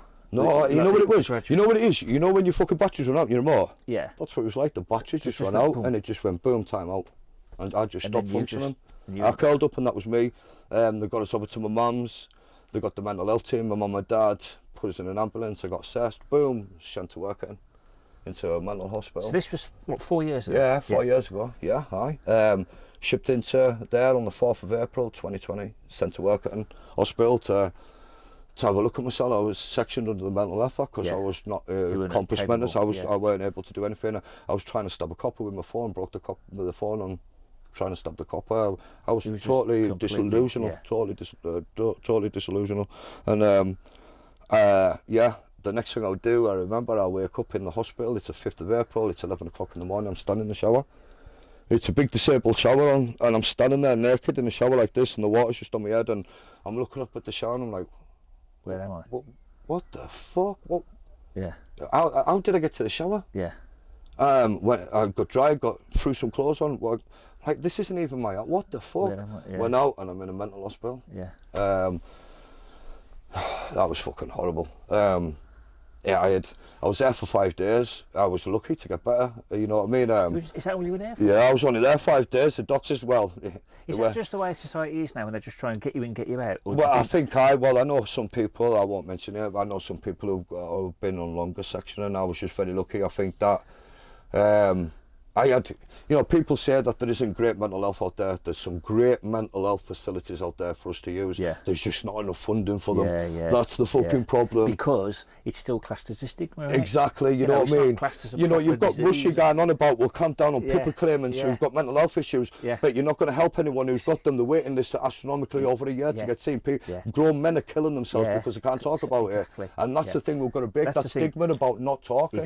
You know what I mean? Because, like, we're all capable of having these disillusional thoughts and trying to do that. You know, in my addiction, when I was clean, I never tried to kill when I was in addiction, never tried to. It was I was killing myself, of course I was with the addiction, but I'd never tried conscious thought to kill myself. When I was clean, before I found recovery, I was trying to hang myself all the time. When I was with my ex-wife, I was trying to hang myself. My dad stopped us a done how many times. I went to the Carlton Clinic on several occasions, my parents took us there, and I'm standing in the corner singing Ed Sheeran songs to myself to try and keep myself calm. I knew I was fucked, but when I got sectioned, I knew I was proper. But I found a great man, the psychiatrist in there, the nurses in there. I can't thank them enough. And this was out west at work? Yeah, out west. Absolutely brilliant. And then I got to meet a man called Kevin Norbin, who worked for Portland Square. The mental health team there. Absolute. Honestly, some people come along once in a lifetime, and that man was meant to come in my life. Like it was when I had that talk in jail in 2012. They come on these special things. God gives us his plans once in a lifetime. It's true. It is. And Kevin came along in my life when I really needed some help to him. I didn't. Part of their mental health team in Portland Square. Afterwards, I got released on the 9th. They sent us over in a taxi. I went to my parents, boom, straight to Portland Square. Had my first meeting with him. Engaged with them, engaged with the psychiatrist. They put us on to a great drug called aripiprazole. Calmed everything. Well, doesn't calm everything down, but calms 60-70% of it down, makes my life livable. So I'm very happy with it, you know what I mean? No complaints.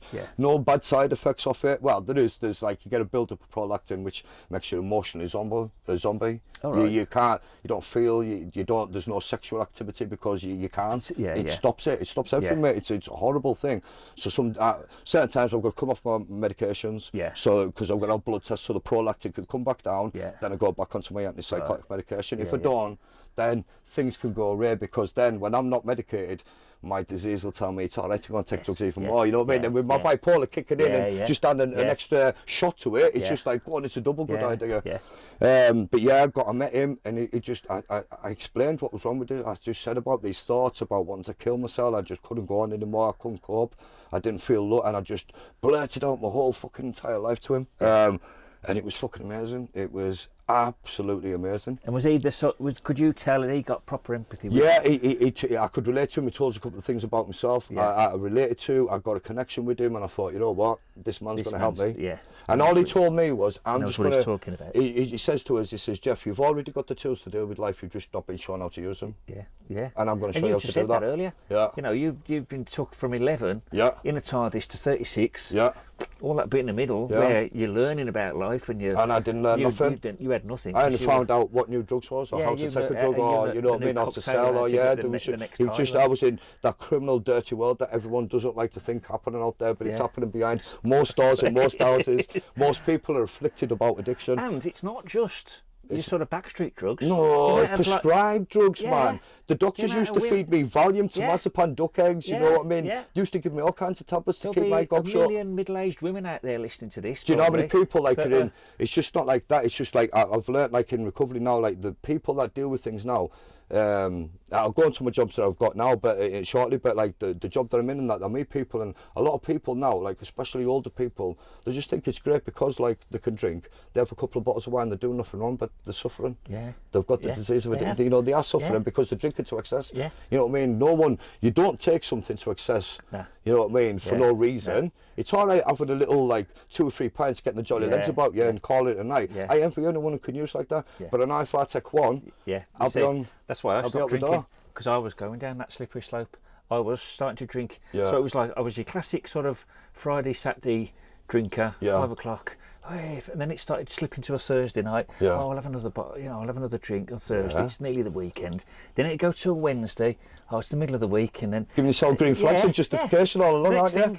Goes some like beers. Then it goes to wine. Spirits. Then it goes to spirits. Next thing you know, it's every fucking night of the week. Of course. Next thing you know, I'm just fucking zonked out in the. It's like, you know, because I've watched a few of the podcasts, and like when you had Chris on, he's done all my tattoos for me. I love Chris. He's amazing. It was just when he done his podcast, he was saying he was talking to a lad about who used to smoke crack, and he says, "I wish I could do that." That was the lad.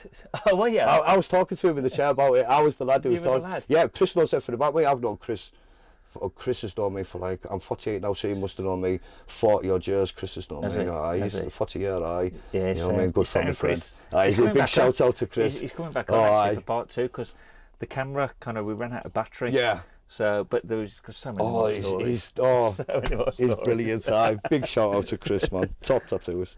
But that's it. I was the lad who says to him, I wish I could have done that, because like I could never I could never put drugs. I couldn't.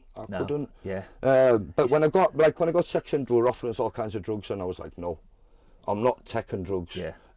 I made a verbal thing with the hospital. I fell. I had a fit once. I got non-specific seizures, probably because of the drugs. Yeah. Yeah. And I have seizures. I fell once, smashed in between my vertebrae, lost this full arm for 9 months. Couldn't use it. Could not. I had no function. It went to nothing, just as skin and bone. Did, yeah, 'cause you're And they were sticking needles in, and it says the muscles are there, but nothing's working. Yeah. I'd done something between one. It was because of my partner Tracy. She'd started doing. Her job was looking after elderly and care in the community and stuff. Yeah, She started doing little bits of physio with us on my hand and that. Started getting my hand to work, 2 fingers, which led to my hand, and then I started kind of it took about 11 months to get used to it again, Wow. to get my arm working again. But yeah, there were one to throw loads of drugs at us, but I found aripiprazole, fantastic drug, brilliant drug. Worked with Portland Square. I was going down 2-hour sessions every week and then working it down. And then it got to the stage where I didn't need them anymore. You know, I was wanting to face life on life's terms. And I thought everything was absolutely fantastic. But these thoughts of like the drugs, I couldn't get using out my head. I couldn't get the thought of taking something to change the way I thought, the way I felt, change my emotions, just to change anything about me, just to change Jeff Johnson. That's what I wanted to do. And like my head was absolutely fucked, and I was reaching out to people. I was trying to get myself a job. I was wanting to get into different avenues, and I thought, what have I got great experience at? Taking drugs.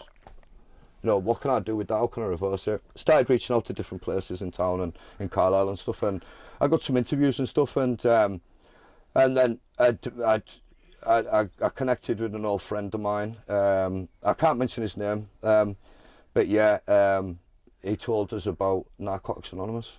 I'd never, in all the years I've been asking for help, Tim, gone to my doctors all the time in Carlisle, going to drug agents, just asking for help. I didn't get no help. They didn't signpost us to anywhere. It was methadone scripts. And methadone was meant to be a temporary progression of you getting clean on the methadone, coming off the methadone, having a clean life. And it weren't like that, because they held you on methadone. That's what they done in the day. They held you for decades. I'm a living example. They held me for decades. You know, and they just kept upping it. When I asked, I'm still using. Oh, we'll up you 10 mil. You know what I mean? That's all they kept doing. So I've got on me even on my hospital thing. When I went to hospital, they were going to do this operation and that, and they says, we're going to have to give you morphine. I says, no. I says, not a chance. I can't have that drug. I says, I've got an opioid addiction. I says, that'll take me off. I says, I'm not going to have it. And I had it all without, and I've never had any pain medication. But anyways, a friend of mine had told us about NA. And I just want to emphasise that I do not represent NA. You know what I mean? I am a member of NA, but I do not represent. I do not at all. I just want to make that clear. But yeah, he told us about NA, and just told us a few things about it. And I thought, wow, let's have a go. You know what I mean? I've tried a lot of things. I need something, because if I don't do something, I'm going to be back on the pin. You know, I've been out there like for just over 10 years clean. And it was fucking hard, man. It was miserable. I bet it was. It just, I hadn't dealt with my behaviours, my problems, but we'll get on to that. And then, I went to my first meeting, and... Was this in Carlisle? So now I know the fellowship was founded in 2001 in Carlisle. You know, I know NA was established in 1953, you know what I mean, 71 years old. It was brought from, it was written from the big book of AA. But it was for like people with drugs and that. And it's an amazing programme, the 12-step programme, and that so it's a similar sort of idea to AA. But just a different one. It's just been refined like for drugs. And it's a 12. So I'm just that. So I went there, went to the meets, got connection. And after my first meet, I came out and I felt completely different again. Another epiphany almost. Just like this, you know when I'll go back to like what I said an hour ago when I took that first hit of gear, and I put that warm bubble around us. That's exactly what I got. And I thought, fuck me, drugs is the only thing that gave me that feeling. But it's funny, isn't it? Because it isn't. No, it isn't. There's many, and I've learned that. Many things. I've learned that in recovery, because even when I was clean, it was an alright life. I can't really twine about it. my behaviours, Yeah. it was just all over the spot. It was just like, now I look back at it now, and I look at it and I think, fucking hell, Jeff, you were playing up a bit. Yeah. You know what I mean? Yeah. It was all over the spot, you know, you weren't fixed, like, you're definitely not, and I never will be fixed, and that's the thing. You know what I mean? I'm on a journey, I'm not on a destination. Yeah. There is no destination for me. No. It's a journey, and I'm going to be in it That's forever. for everybody. You know what I mean? And some people life. can't understand how, you know, like, how I identify as an addict still, because I am. Yeah. I'm trying to change who I am, but I am an addict still. I'm going to be an addict till the day I die. Yeah. You know, and I just, you know, but yeah, I found, I started going to meets, and it, you know, I can say I can't say about anybody else. No. Anonymity, you know what I mean? And I'm really big fan of that. Is it quite big? NA is growing around Yeah. the world massively, and yes, it is growing in Cumbria and Carlisle, and that is, yeah, definitely. And did you know anyone there or not? I can't go into that. No, I can't go into that because of there's- anonymity. You know what I mean? But let's just say there's people. I've known of people. You know, let's just say over my journey in recovery, I've come across people in my life who, I've been in and I've used with. You know what I mean? And I've changed their lives and that. But I won't. Obviously, because I can't. as well, I suppose it won't work for everyone either. No, it's not. It's not a one shoe fits all. It's a cut. You custom it to what fits you. Yeah, You know what I mean? And it doesn't work for everyone. I've noticed that. I've seen it myself.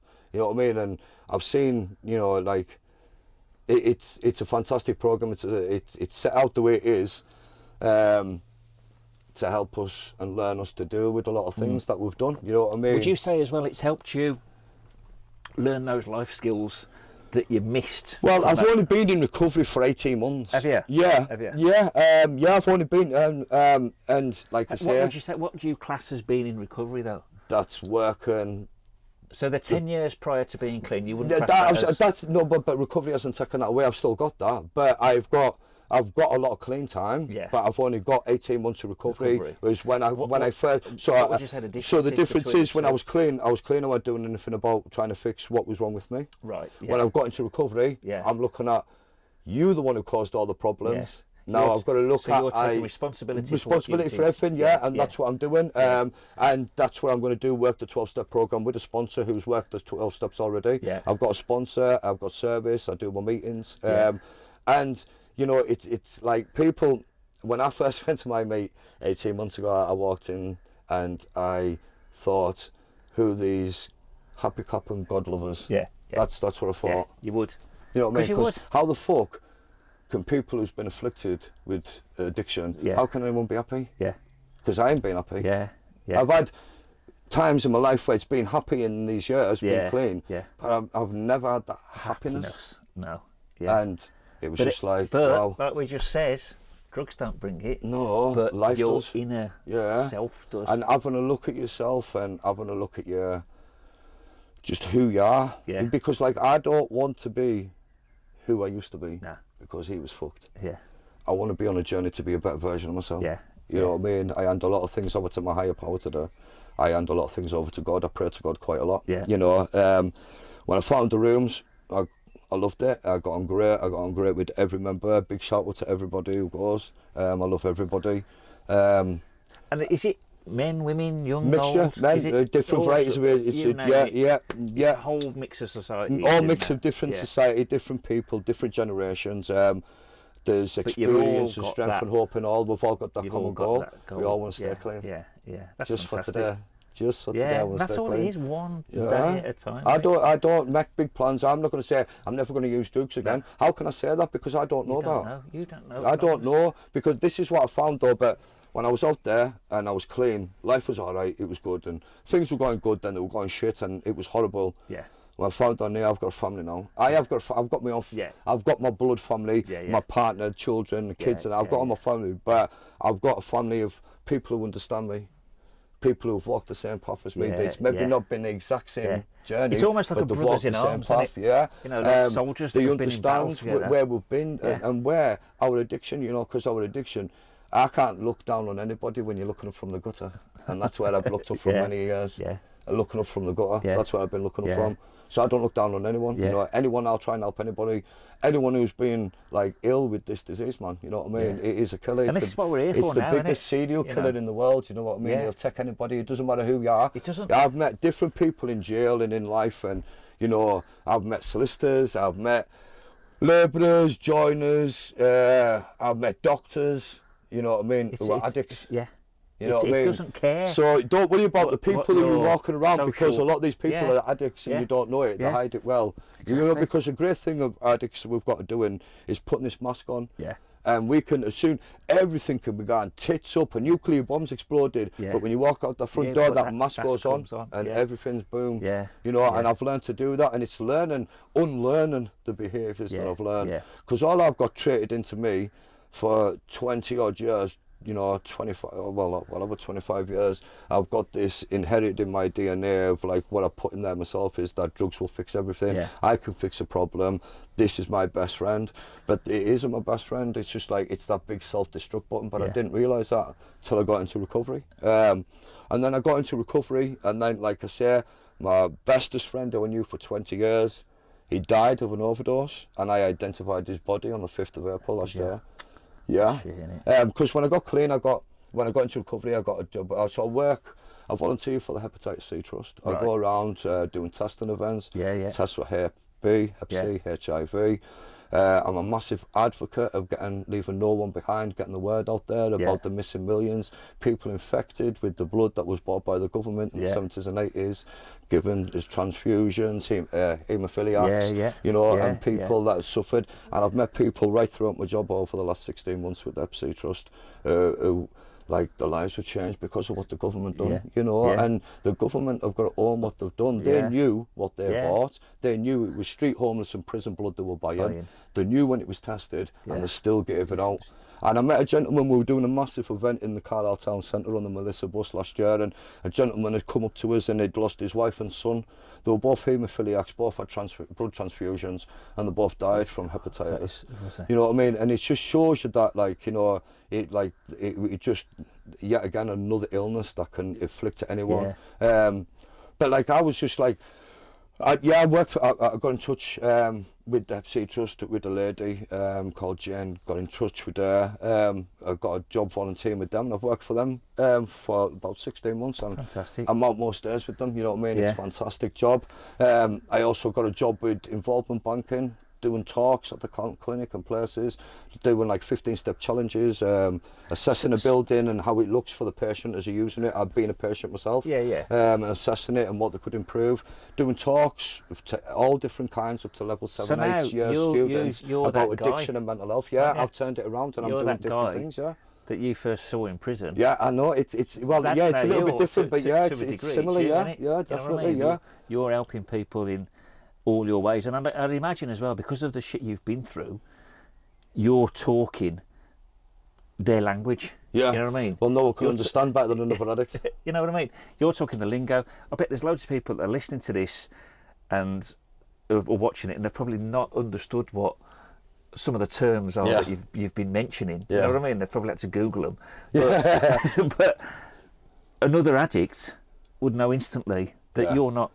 You haven't Googled it, and you've lived it. You've been there. You've done it. Like I said to you before, I was out there street homeless, digging in my groin, digging in my arms, digging in my feet, digging between my toes, digging in my neck. You know what I mean? There was no veins left to get.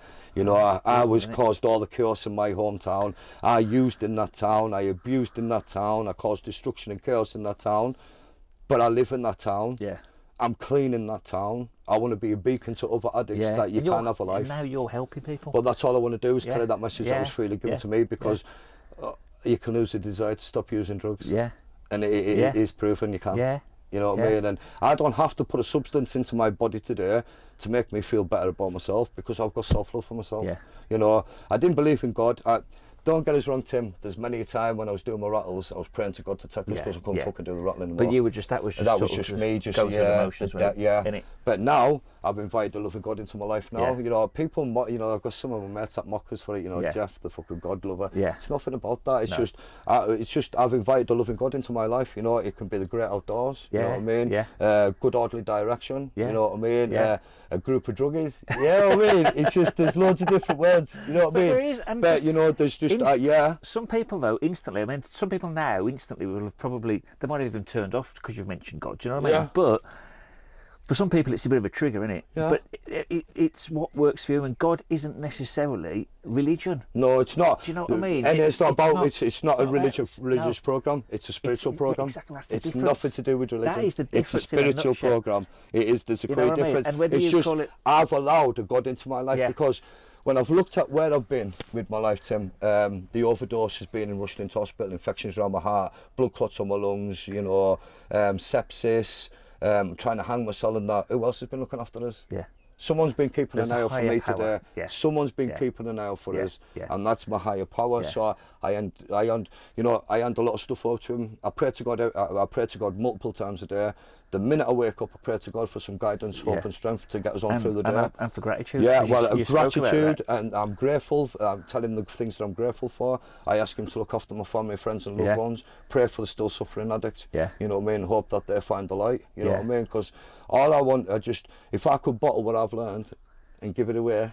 It's the best drug in the world, isn't it? Yeah, because it'd be It given is. freely, and then we wouldn't have addicts. And people in the world would just because the world would be a totally different place. You know, there's millions of us. You know, like I was looking up this thing about heroin in the 1920s, and that man, it was like there was 200,000 people addicted to it. Was there? You know, 9.2 million admit using it on a daily basis.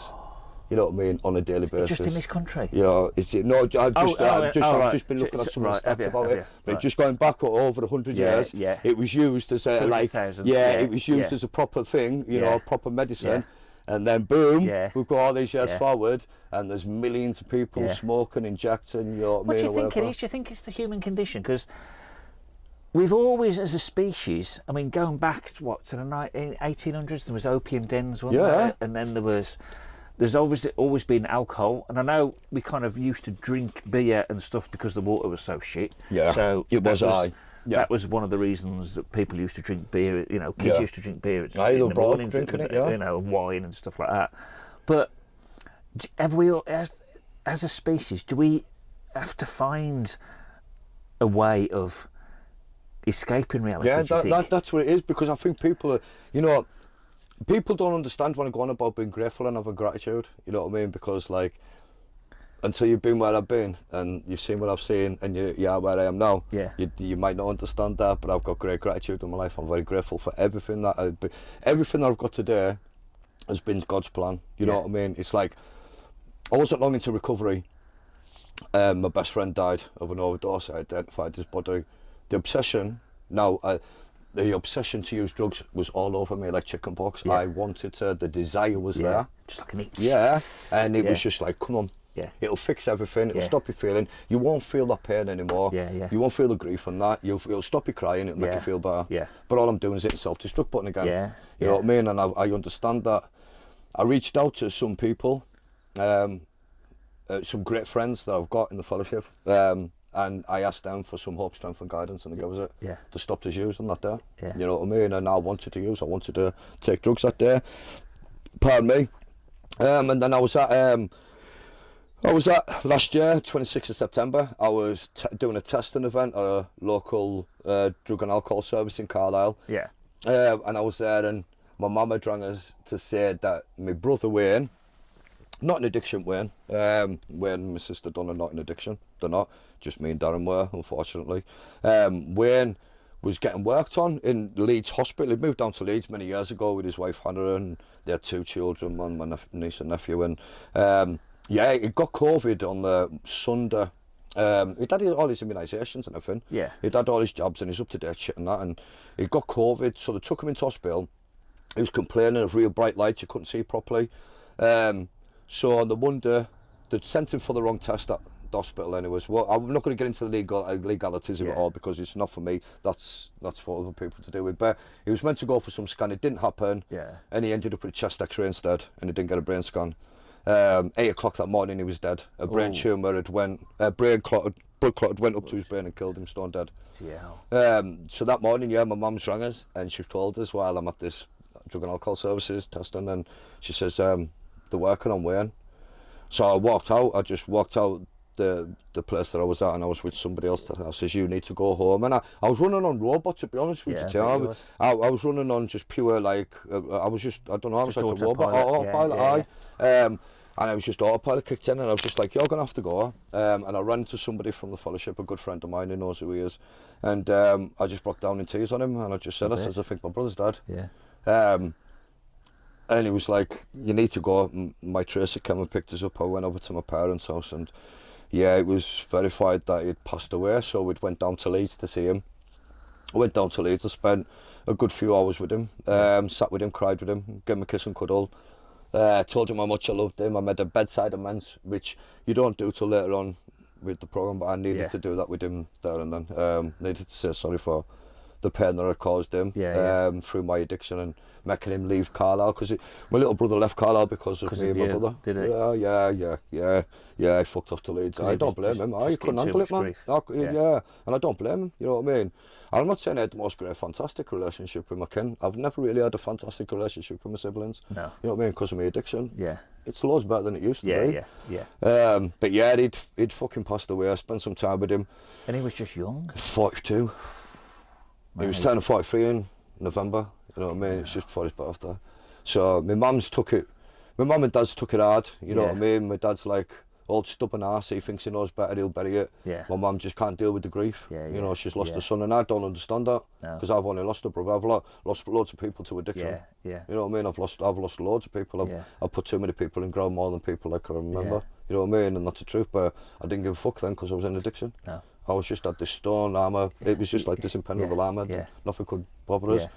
When I lost him, the obsession. Now, when I say like I could take you back, my obsession to use went back into my early days of using. It was fucking all over me, man. It was like, oh my God, I was boiling, and needed to use. What, was you just mad with like the just world? With everything, God. Then I was just like, why? There is no fucking God in my eyes. I'm done with any. I'm done with everybody. Everything. I just want. And I says to my partner Tracy, get me dropped up botch. I need to go and score. Yeah. And that was, and she says, I can't. And I says, if you don't, I'll fucking jump out the car. Get me to fucking Botcherby. I want to score. I knew what I wanted, and I was going to throw everything away to get a hit, and I really was. And the chances were I probably killed us, because I've got any tolerance. You know what I mean? That's what happened to us. Didn't have a tolerance. Had one hit, died. Yeah. You know what I mean? So that's what would happen to me. And then I didn't. I fucking didn't, mate. Honestly, God, Tim. She just said, she says, what do you need to do? And my brain kicked in, my recovery kicked in. I reached out to other addicts, people who've been in my boat, there's a lad who was in the exact same position as me. Yeah. And he used on his brother dying, but he guided me through not to using. Yeah. There's 3 or 4 people, I can't name them because of anonymity, but they know who they are. They saved my life. They've been rocks for you. They saved my life on the 26th of September 2023. Excellent. They saved my life because I'd have been dead. Yeah. And my mum would have lost another son because I just wanted to self-medicate, look after number one. Yeah. You know what I mean? Caveman, I'm going to look after me. Yeah. Bullshit. Not look after everyone else and be present. But I didn't use. I didn't. And that was because of the programme, because of other addicts.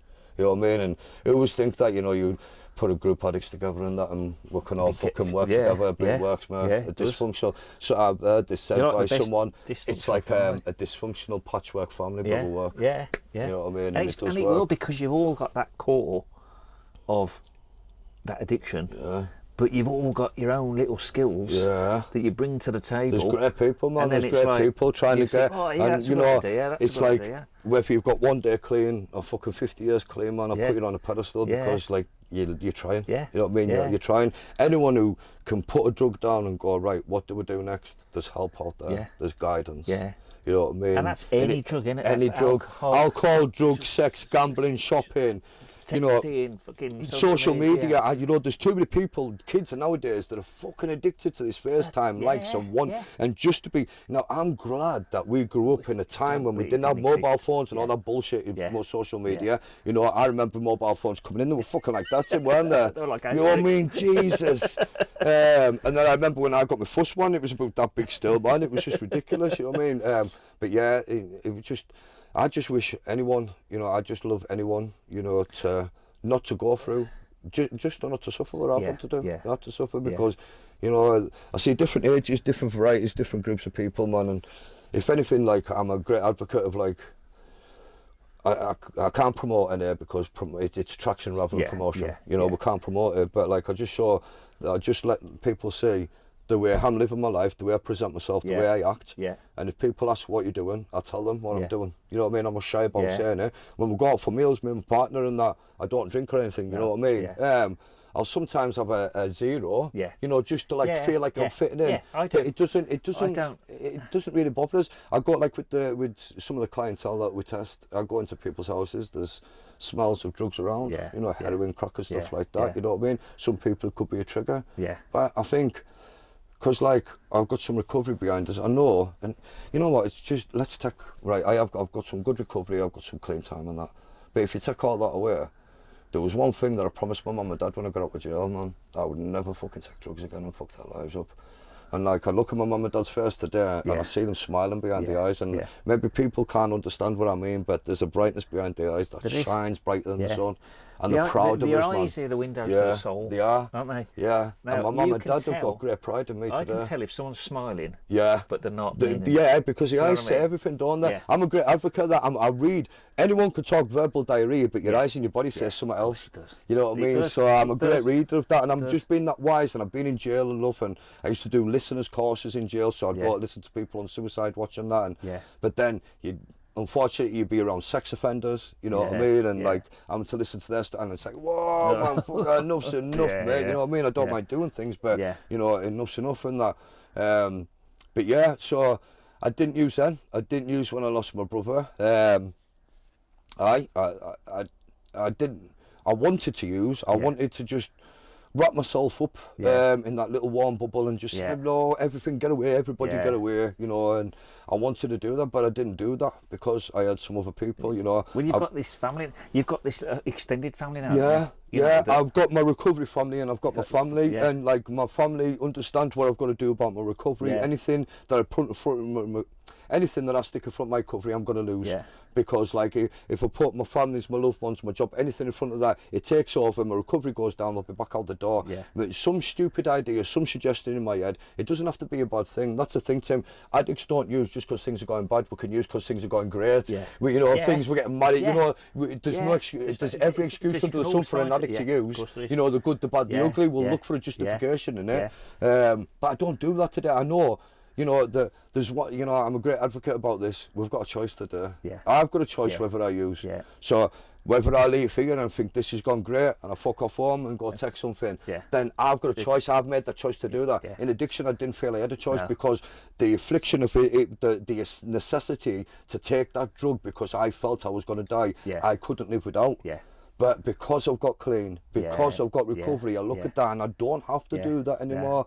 And, you know, because people still doubt us because I've never left the town that I grew up in. I've never left the town that I've caused all the trouble and the chaos. So people look at you and they think, oh, you must be doing something. No, I don't. I work a complete abstinent program. I don't have to put anything in my system anymore, be it drink, drugs or prescription drugs. The only thing that I take is something for, I have to take my aripiprazole and I take my abrastatin for my cholesterol and I'm on an inhaler. That's the only drugs. I'm on a do not give us morphine or anything to hospitals and that. I will not take. When I got the blood clots, when I got out of hospital, they gave us 2 bottles of liquid morphine. I says, you could take that. She brought them to my bed. I says, you could take them back. I says, I'll do it with paracetamol and ibuprofen. You know what I mean? Because that would trigger me. That would lower my inhibitions and I'd be back out the door. Go on, Jeff, give yourself a pat on the back, get yourself away. Innit? You lower your inhibitions. It's like with drink. But drink's a drug, and that will lower your inhibitions. So if I start getting on the piss, you know what I mean? Because one's too many and 1,000's never enough for an addict. It's true, isn't it? It is. No, it is. It is true. So it is true. There, nowhere near to the scale you've been at, but I've been at that point where you have one, it's just getting that nice warm fuzzy feeling. Then you have another.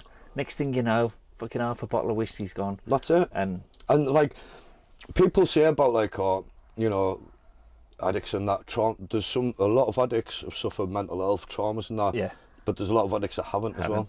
You know what I mean? It's just, it's the way that our life takes us. I think this is my personal opinion, it's not everybody's view, but I think my personal opinion is I was looking for something, I was yearning for something, I needed to fit in.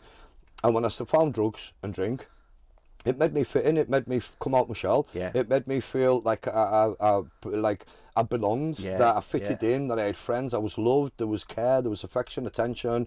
You know what I mean? And it was just like, it was brilliant. It was an absolute bravado. But and then as soon as I started taking all that substances, it just made us more glassy-eyed to really what was happening to my life, that it was spiraling out of control. Yeah. But it just doesn't happen in 2 seconds. No. It's a progressive illness that drags it out to you till it takes your soul. Yeah. You know what I mean? And it does take your soul. It really does take your soul from you. And the fact that you were so young at that point, you'll have had no real idea what was going on anyway. Didn't have a clue, to be honest with you. Not properly. But I know people, I ain't going to name names, but I know people that are alcoholics, and they're our age and older, and they know what they're doing, but they still do it. Yeah. And it's just like, and I'm almost constantly reaching out saying, come on, man, we can, you know. Yeah, I know, but I'm still meeting people like that. There's still people I meet today that are my age, are a bit older, that are still using. Yeah. And I grew up using with them. Wow. And they're still using. And there's hope for anybody. There really is. There is hope. There's something there. Yeah. You know, like I said, there's something there to find. You know, the one thing I was searching for, and I've been looking for like 30, 40 years, some inner peace. Yeah. And I've got a bit of that today. Yeah. I've got some inner peace. And even if you've got a little bit, right, it's enough for you now to go searching for even more inner peace, isn't it? Yeah. Because I think that's what people don't realise. Once you get that inner peace, it's lovely. There's no going back. It's like we get up in the morning, I go down, I've got a routine, I do my prayer, I do my meditation. Yeah. You know what I mean? Yeah. That's the first things I do. Yeah. I read some of my literature, maybe they're just for today, spiritual prayer. Yeah. I read some literature, you know what I mean? It grounds us for the day, gets us ready, because I feel like people are like leeches, they suck the life out of you through the day. Yeah. They take things from you and it chinks away at you, chick away. So I build my armour up in the morning, that's how I protect myself in the morning. And then people can inflict us with what's going on in their lives, or people could get on the phone and they're struggling, or people are relapsing, or my friend, he hasn't got a clue what's going on, but he's taking drugs, and Jeff, what you doing? And I can explain a little bit what I'm doing. Yeah. So like, that's all I could do. It is. That's all I could try and do. Man, you're an inspiration. That's all I could do, honestly. And there's great people in there, man, honestly. And it's just like, I know, like I say, it's not a shoe fits all. It really isn't. You've got to customise the program to work for you. Yeah. But like what I emphasise, if I put the graft in to my recovery like I did my addiction, then I've got a fair decent chance of it. Absolutely, of course, sure. Because that was a 24-hour day, 7-day week, 365-day job. You know what I mean? Multiple times every day. Yeah. With this, I'm just going to do a certain amount of suggested things, and it works. And it's just like, you put in, you get what you put in. Yeah. You know what I mean? So if you put the effort in, you get the effort out.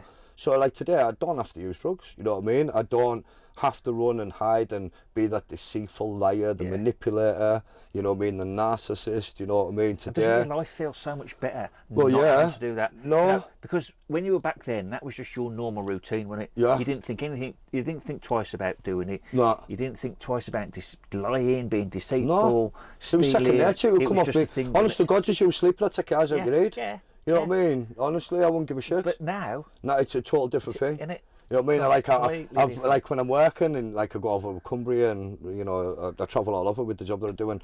You find people's bank account, you hand them in, and there's things that I'm doing. And like back in the day, I would never have done that. You know what I mean? Find people's phone and I work on it. You know, I just try and do everything. I'm not saying I'm perfect because I'm fucking not. Nobody is in this world. But if I try and do all the things that's suggested to me every day, then I can work a program that's going to work for me.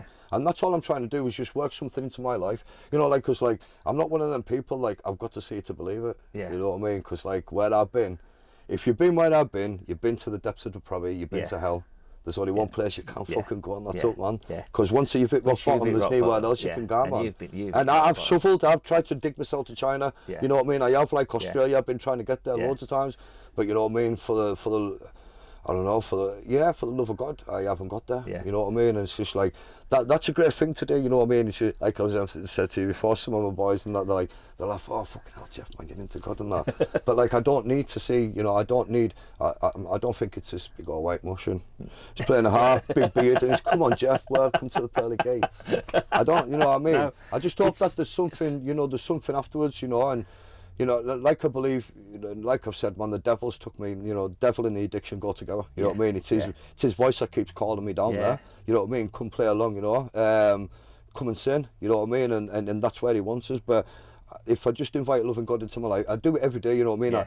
I'm not one of them, I'm just not asking him for things and that, you know what I mean? I try and, like, you know, give some guidance, show me who, and like, I can maybe send some messages, I can maybe phone call someone, or do a face chat with someone, like I've been doing over the last few weeks. Just, I've had these feelings in my stomach, it's something, right? And it's like, I'm going to do this, and I do it, and there's been a reaction to it, and I'm like, fuck, I was meant to do that. You know what I mean? So you see, I was chatting to, I had a guest last week, a girl called Chris. She's got a health barn down the road, and we got on talking about like spirituality and the universe and all this. And she wasn't an addict by any means at all, as far as I know. She didn't mention it. If she was, you're not an addict anyway. I don't think I am, Chris. But the story was exact almost. That she has immense gratitude. You know, every morning she wakes up, she's grateful for what she's got. She had some really bad health issues. She was told she was going to be in a wheelchair by the time she was 40. By the time she was 30, she's now 50. She's still active and working and doing everything else. And she calls to the universe for guidance. Yeah, I do. You know, and some people call it God, some people call it the higher power, some people call it the universe. Just whatever they believe. It's whatever you want to call it. Just whatever you want to call it. It doesn't. It has to. You don't have to put it in a box, but it's just what works for you. Yeah. And I've learned that, like, I'm right into like connecting with God. Well, connecting to a God of my understanding spiritually. I love my meditation. It's just like I got into some guided meditations. And then a good friend of mine who knows who he is got us into the meditation, and then I go to like Unity Days conventions. I've been to Manchester, Newcastle, Wales, Llandudno. I went there a few weeks ago for a massive convention over the weekend, NA convention. Is this through NA? I go away, you know, you can have they're all over the world, so I travel all over to go, you know, and to hear different stories, and you know, and to be part of service. And then it's a great thing because, you know, just hearing, like, you're getting the connection with other people. It's amazing when you're seeing hundreds of other people who are exactly like you, who just, you know, you walk by them in everyday life and you think, you've never had that life. You know what I mean? But some of these people, like, you know, they're fucking amazing. You know, like anyone that I found, anyone that just tries and gets clean, you know what I mean, who's just trying just for today, they're not putting substance in themselves today, just today, I'll take my off to them, man. You know what I mean? I pray for them. You know, I really do. Like, anyone who, like, I don't, you know, I used to use the word hate a lot. Hated the world, hated this, hated that. I don't even use that word anymore because that is such a really strong word. You know what I mean? You've got to be very careful. Use it in when the context, you can, but you don't use it in them kind of context. I dislike the, you know what I mean? I've got to look at it, and I look at the bigger picture now. I'm one of them people who, my glass is half full. I'm not one of these, it's half empty. You know, you see, I've been lucky, right? All my life, my glass has been half full. I've been one of these annoying people that's always happy and always... But I can't help the way I am. No, exactly. Do you know what I mean? It's right. So my glass has always been half full. Right? So, but now, as I'm kind of going down this spiritual journey myself, that I've kind of... You'll listen to it on the episode with Chris. You kind of realise why... my life was my glass was half full. Do you know what I mean? So you knew you were kind of different.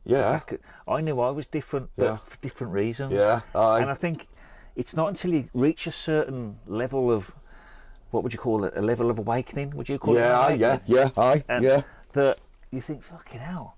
It is. This has all happened for a reason. Yeah, it is. That's it. And this is why I say I believe in a God of my understanding, because, like, honestly, you know, my truth is I should have been dead 20 times. You should have. Easy.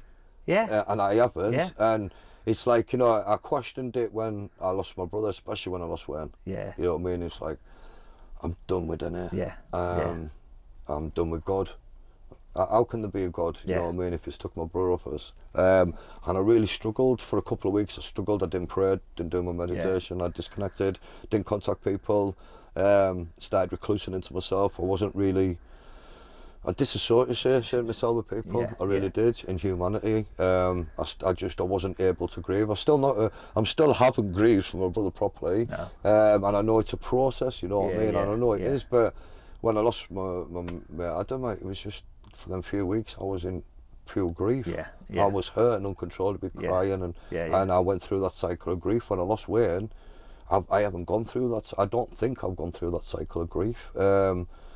But like I'm really into, I don't know, I just like, I'm really in touch with my emotions, you know what I mean? I'm really connected to my emotions, and I really, you know, I'm just like, and back in the day you were taught like, don't fucking cry, grown men don't cry, and all that bullshit. Just snap out of it. And you know, and my dad was like that and that, but it's just like, no, that's bullshit, Dad. You were taught by people who didn't know any better, that didn't have a clue about parenting themselves, really.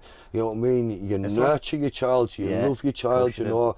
Like, because like my children, like they've seen us in addiction, they've seen us in recovery and clean, they've seen us in addiction, you know what I mean? And it's just like, you know, the damage that I've done to them, you know, it's not until that I got into recovery, I started doing what was suggested to us, that I started looking at the impact where my addiction had took us, the things that I'd done, and then I started looking at everything, and even like doing my work, doing the 12 steps. It's just like when I'm doing my work, it just brings so much stuff up from the past that I've buried with a pickfork, or the JCB, dig it all the way down that deep. You know what I mean? And stuff comes bubbling up, and there's loads of things that come bubbling up to the surface, you know, and there's nothing that I won't like discuss with anyone, you know what I mean? Because like at the end of the day, there's nothing I'm ashamed about. I haven't been granted the greatest cards in life, but I've made the best with what I've done. It's been a shit beginning to the start of my life, but I've got a fucking life beyond my wildest dreams. I've got a fantastic job I volunteer for, you know what I mean? I don't get paid for none of it. It's all voluntary work. I love it. It's given me great growth, empathy. You know, when I was clean, I used to look at addicts and think, you fucking junkie. You know, I had that attitude. You know, I was like society. I turned into society, like the ex-smoker who stopped smoking. I can't fucking stand bags. You know what I mean? That kind of person. I turned into one of them people, judging people. You know what I mean? And then I needed grounded, and when I got into recovery, I did, man, because like I'm still, I struggled with like, because like, you know, am I an addict? Yes, I am. I'm always going to be an addict. And people say, but you're not, you know, you're doing well for yourself. I know, but like nothing's good. You know, I've changed, I'm maybe changing my behaviours, I'm changing the way I look at things, I'm changing the way I act and stuff, but that addict behaviour is still there, you know. It's like, it's always calling us, you know. I've had like over 2.5 decades of using, programmed using, and using drugs to solve everything, to make me feel better, and then it's doing unprogramming myself, programming myself with the right information, you know, because all I want to do today is to be productive. I want to be, you know, a decent member of society. I want to be valued, you know, respected. But like, I know, which is what you. Well, I'm trying, but like, I can't do this on my own. But we can together, and I've learned that through recovery. I can take myself back out the door and use all the time. I can't fucking do nothing on my own, but we together, we can. And that's what I found. You know, you take the air out and put a we in, it does make a fucking difference, Tim. And I know that might sound a little mad to some of the viewers, but it is real. You take that eye out and make it a we. You know, we could do anything together, but I on my own, I'm fucked. You know what I mean? And that's my truth, you know. I've got, like I say, I've got great family. I've got, you know, my parents, my sister, my brother, you know, I love them to bits, you know what I mean? My siblings and my children, I love them to bits, you know, but like, they've seen so much, so I worry about, are they going to be afflicted with my disease, you know what I mean? Are they going to go down the same paths, you know what I mean? Thank God, you know, they haven't. You know, my kids are doing really well for themselves. They've achieved things that I could only imagine, you know what I mean? You know, they do, they've got some fantastic jobs, my kids, you know, and I'm very proud of them. I really am very proud of them. I still get stuck with them and that at times, because just like, you know, I try and get my point over, and sometimes I get told, but you're preaching a bit, and it's not that I'm preaching, it's just I've got valued experience where my life has taken me, and I don't want anybody to go on that same journey, because you know, when you do come out of it and your eyes are open, you look in the mirror, and I'm just looking back at this fucking old man, and I'm wondering, where's it all gone? And then when I was clean, I wished. That's all I lived on, wishes. I wish I'd done this, I wish I'd done that, I wish I'd never done this, I wish this had happened, I wish that hadn't happened, and that, sitting on a pity pot. And then when I got into recovery, I just had a look at myself and thought, fucking hell, Jeff, come on, man, you caused 90% of these problems, man. Have a good look at yourself. That's what I've done now, and I've been doing that for 18 months now. I do have a good look at myself, I reflect. If I get into an argument, I try and take myself out of that position, reflect on how I played my part, and even apologise for it if I can. You know what I mean? I don't know, I've got empathy, I've got sympathy, you know what I mean? I'm just a changed human being, and you know, they say an old dog can't change or learn new tricks, but it can, you know. It can. 100% it can. It's just every you've got day to is every deprogram. day is another start if you want it to be. Well, that's it, you know, and that's what I do. Like, you know, I go to bed on a night and I thank God for everything He's done for us, the guidance that He's given us, looking after my family, my loved ones, you know, just praying for that still suffering addict still out there, because like I do that all the time, I really do, and I know a lot of people do. We pray, you know, that they find the light, that they get to the rooms, you know, that they get recovery, man, because like having that disease of addiction is horrible, you know, the places it takes you, makes you do the most disgusting, immoral things to yourself. You know, you'll steal, you'll sell yourself, you'll do anything to get money, and that isn't you doing it because you enjoy doing it. You don't like being in jail. You don't like constantly, you know, self-abusing yourself, you know, self-harm and sticking pins in yourself, or snorting drugs, or, you know, whatever, drinking tablets, drink, fucking shop and gamble and sex. You know, some people say, oh, sex and all that, great. And that, no, because it's an addiction, man. You know, they're not getting any satisfaction, you know what I mean? So, like, what have I got today? I've got a fucking fantastic life today. I really have. I've got a life beyond my wildest dreams. Which is fantastic. I'm a great advocate about recovery. I want everybody, I'd just like to see everybody get a little bit taste of it, because like I say, it's a not one shoe fits all. You know what I mean? You've got to customise your recovery to work for you. And I'm like a massive advocate of mental health, mate, because like I think that the thing is about men, we are so stuck in our ways, the way we've been brought up by our parents, because it's learnt behaviours, you know, and it is learnt behaviours, you know, and we don't talk about things. And I'm a great advocate now. Like, I'll speak about anything, you know, I'll speak about my childhood traumas, sexual abuse, anything. If it can help someone else, just then, open up. Then fuck me, I feel absolutely amazing. I feel so warm inside. I talked a bit earlier off camera, didn't I, about I've done a chat, an interview earlier last week with a lad called Josh. Hi, Josh again, and we talked about mental health, and he was really candid and really open about his kind of struggles that he'd had when he was younger. And I had a customer today actually at the stall, and he said he'd seen that episode and he loved the fact that Josh was talking about his mental struggles and everything else, and it was great. He said it's great that men are now starting to talk about things. We need to. And I said, oh mate, I said that's awesome. I says, because if you hadn't watched that episode of that last week, you'd have probably come for a potato today. We'd have just waffled on about the weather like we normally would have. But obviously this lad must have some carried a message, didn't he? Do you know what I mean? And it's kind of like, so now it's giving him the strength to open up and talk, speak about, and they're kind of like, I suppose the sad thing, if there is a sad thing about it, was that he is so young. He's only in his early 20s. Now, blokes our age, I suppose it's kind of well known that we're not the best at talking, aren't we? You know, it's our generational thing. But I just thought that maybe guys younger were more open about it, but he says no. Well, my son John Paul is going to turn 17 this year. I've tried to infiltrate, like to say to him, we're not kings, we're not providers anymore. You know what I mean? We're not the king of the cat. Them days where we brought up, you provide, you go to work, you look after your missus, you have kids, blah blah, all the bullshit. It's gone. You know what I mean? We need to show our emotions. We need to speak. We need to be, you know, we need to like stop looking down on women. You know what I mean? Absolutely. Women populate half this planet as well. There's nearly 4 billion ladies on the planet. You know what I mean? You know so women are come far on, stronger than I men. are there. And the better reaction with pain, proven because of childbirth. They can handle things. And in my opinion, a lot of women drive better than men. They really do. They really do, because men are aggressive. No, but it's true though. But it's just like, you know, women, like, I think women maybe still struggle. I know women can let the defences down a little bit more, and you know, and they do. But look, we've got this thing where we've got to bang our fucking chest with a silverback, and we've got to protect our family and that. We've got to let all that bravado shit go. You know what I mean? If like I speak to people on a daily basis who are struggling with the mental health or addiction, whatever, nothing to do with that, they're just friends. You know what I mean? And it's just like, if I can help them, you know what I mean? It's just like, tell them about, fuck, this is where my mental health took me, sectioning, you know, trying to kill myself, and I will talk about it till I'm blue in the face, me, about it, because we need to stop this thing, because you know, men are just killing themselves all the time. You know, I watched the news the other day, and it says 2 men on work sites kill themselves every day. So 2 men go into work and they kill themselves at work. You know what I mean? Because they can't cope being able to provide, to pay the bills, the mortgage and all the rest of it. They can't talk to their spouse, the partner, the wife and say, I'm struggling and need help. Well, I'm total opposite now.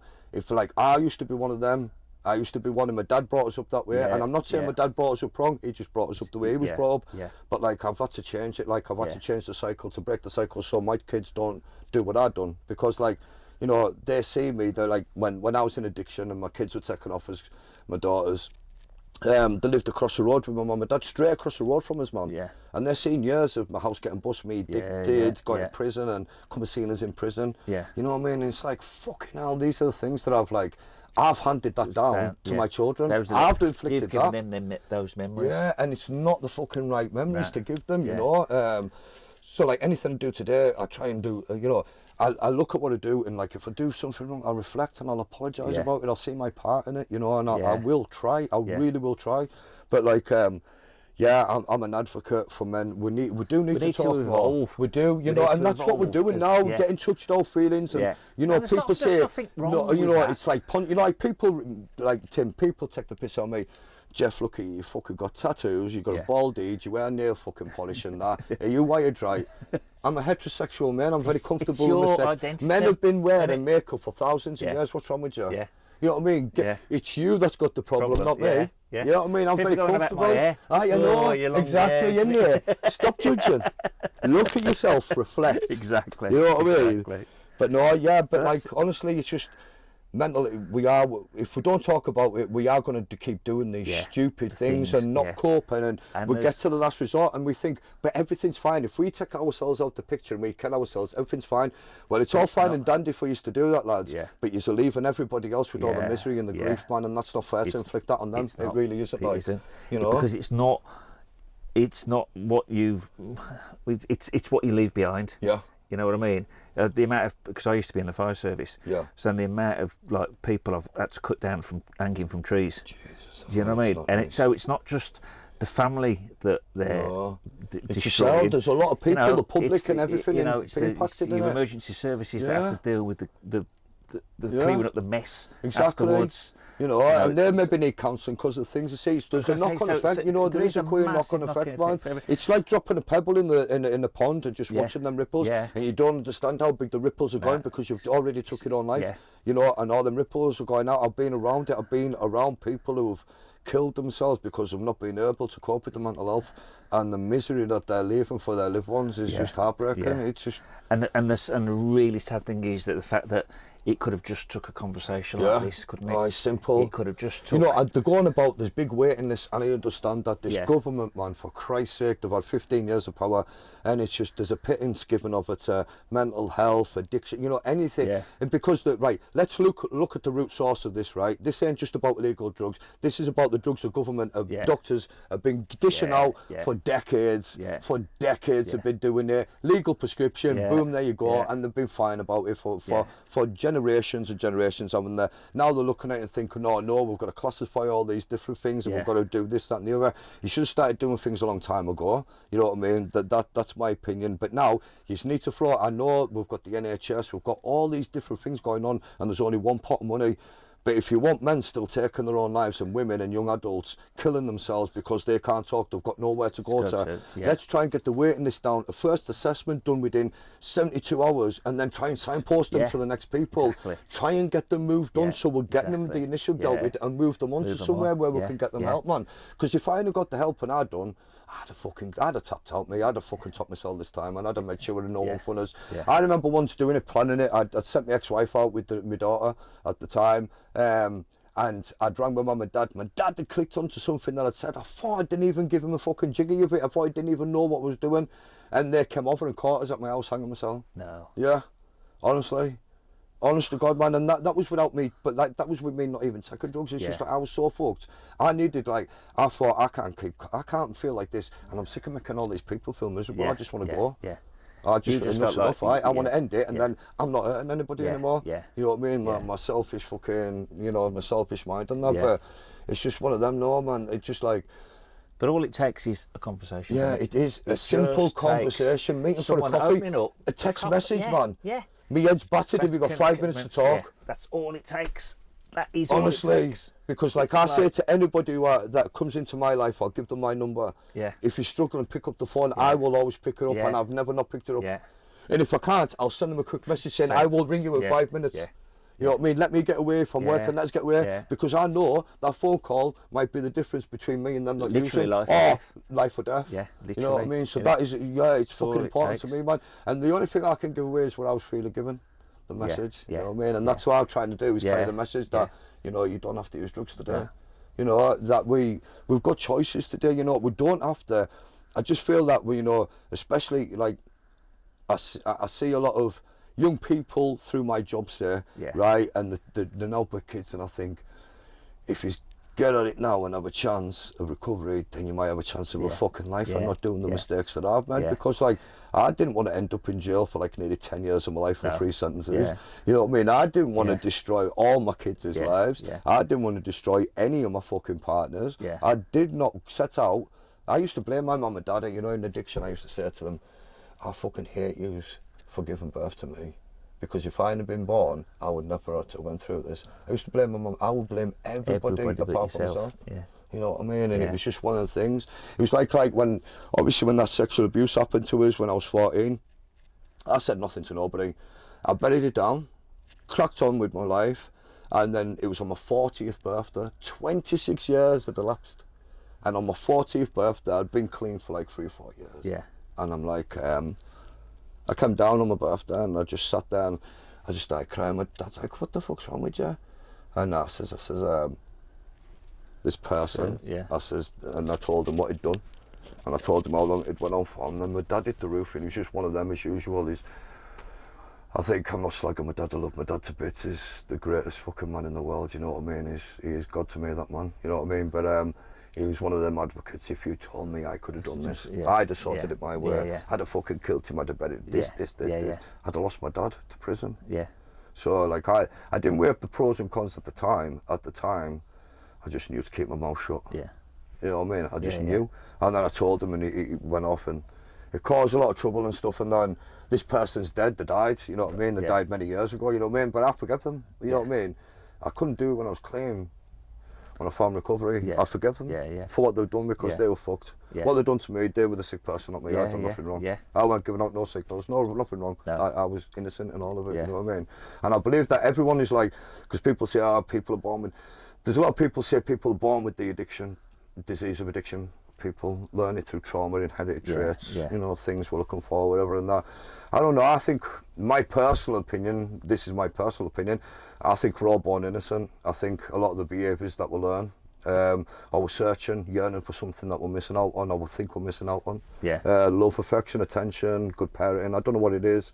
Trauma, there's loads of different things, and there's things that isn't, you know what I mean? I've known people that have had good lives, but they've still gone into it and taken drugs. No, I envy anyone, I say this to anyone, I envy anyone who can have a couple of lines, you know, on the weekend and just leave it there, have a couple of peeves and just fuck off home and leave it there. I envy anyone who can use like that, because we've got control over it. But I know if I've won somewhere, I'm just going to end up, it's not means, it just doesn't mean that I'm going to have a gin and tonic and I'll be back on the crack pipe in fucking 5 minutes. But it'll lower my inhibitions, the natural progression will end up where I want to be. That's with class A drugs, smoking crack and heroin. You know, that I'll take in volume. You know, because like I used to go on about, I'll go on about this all the time. I used to love taking volume. Handfuls of them, used to love them.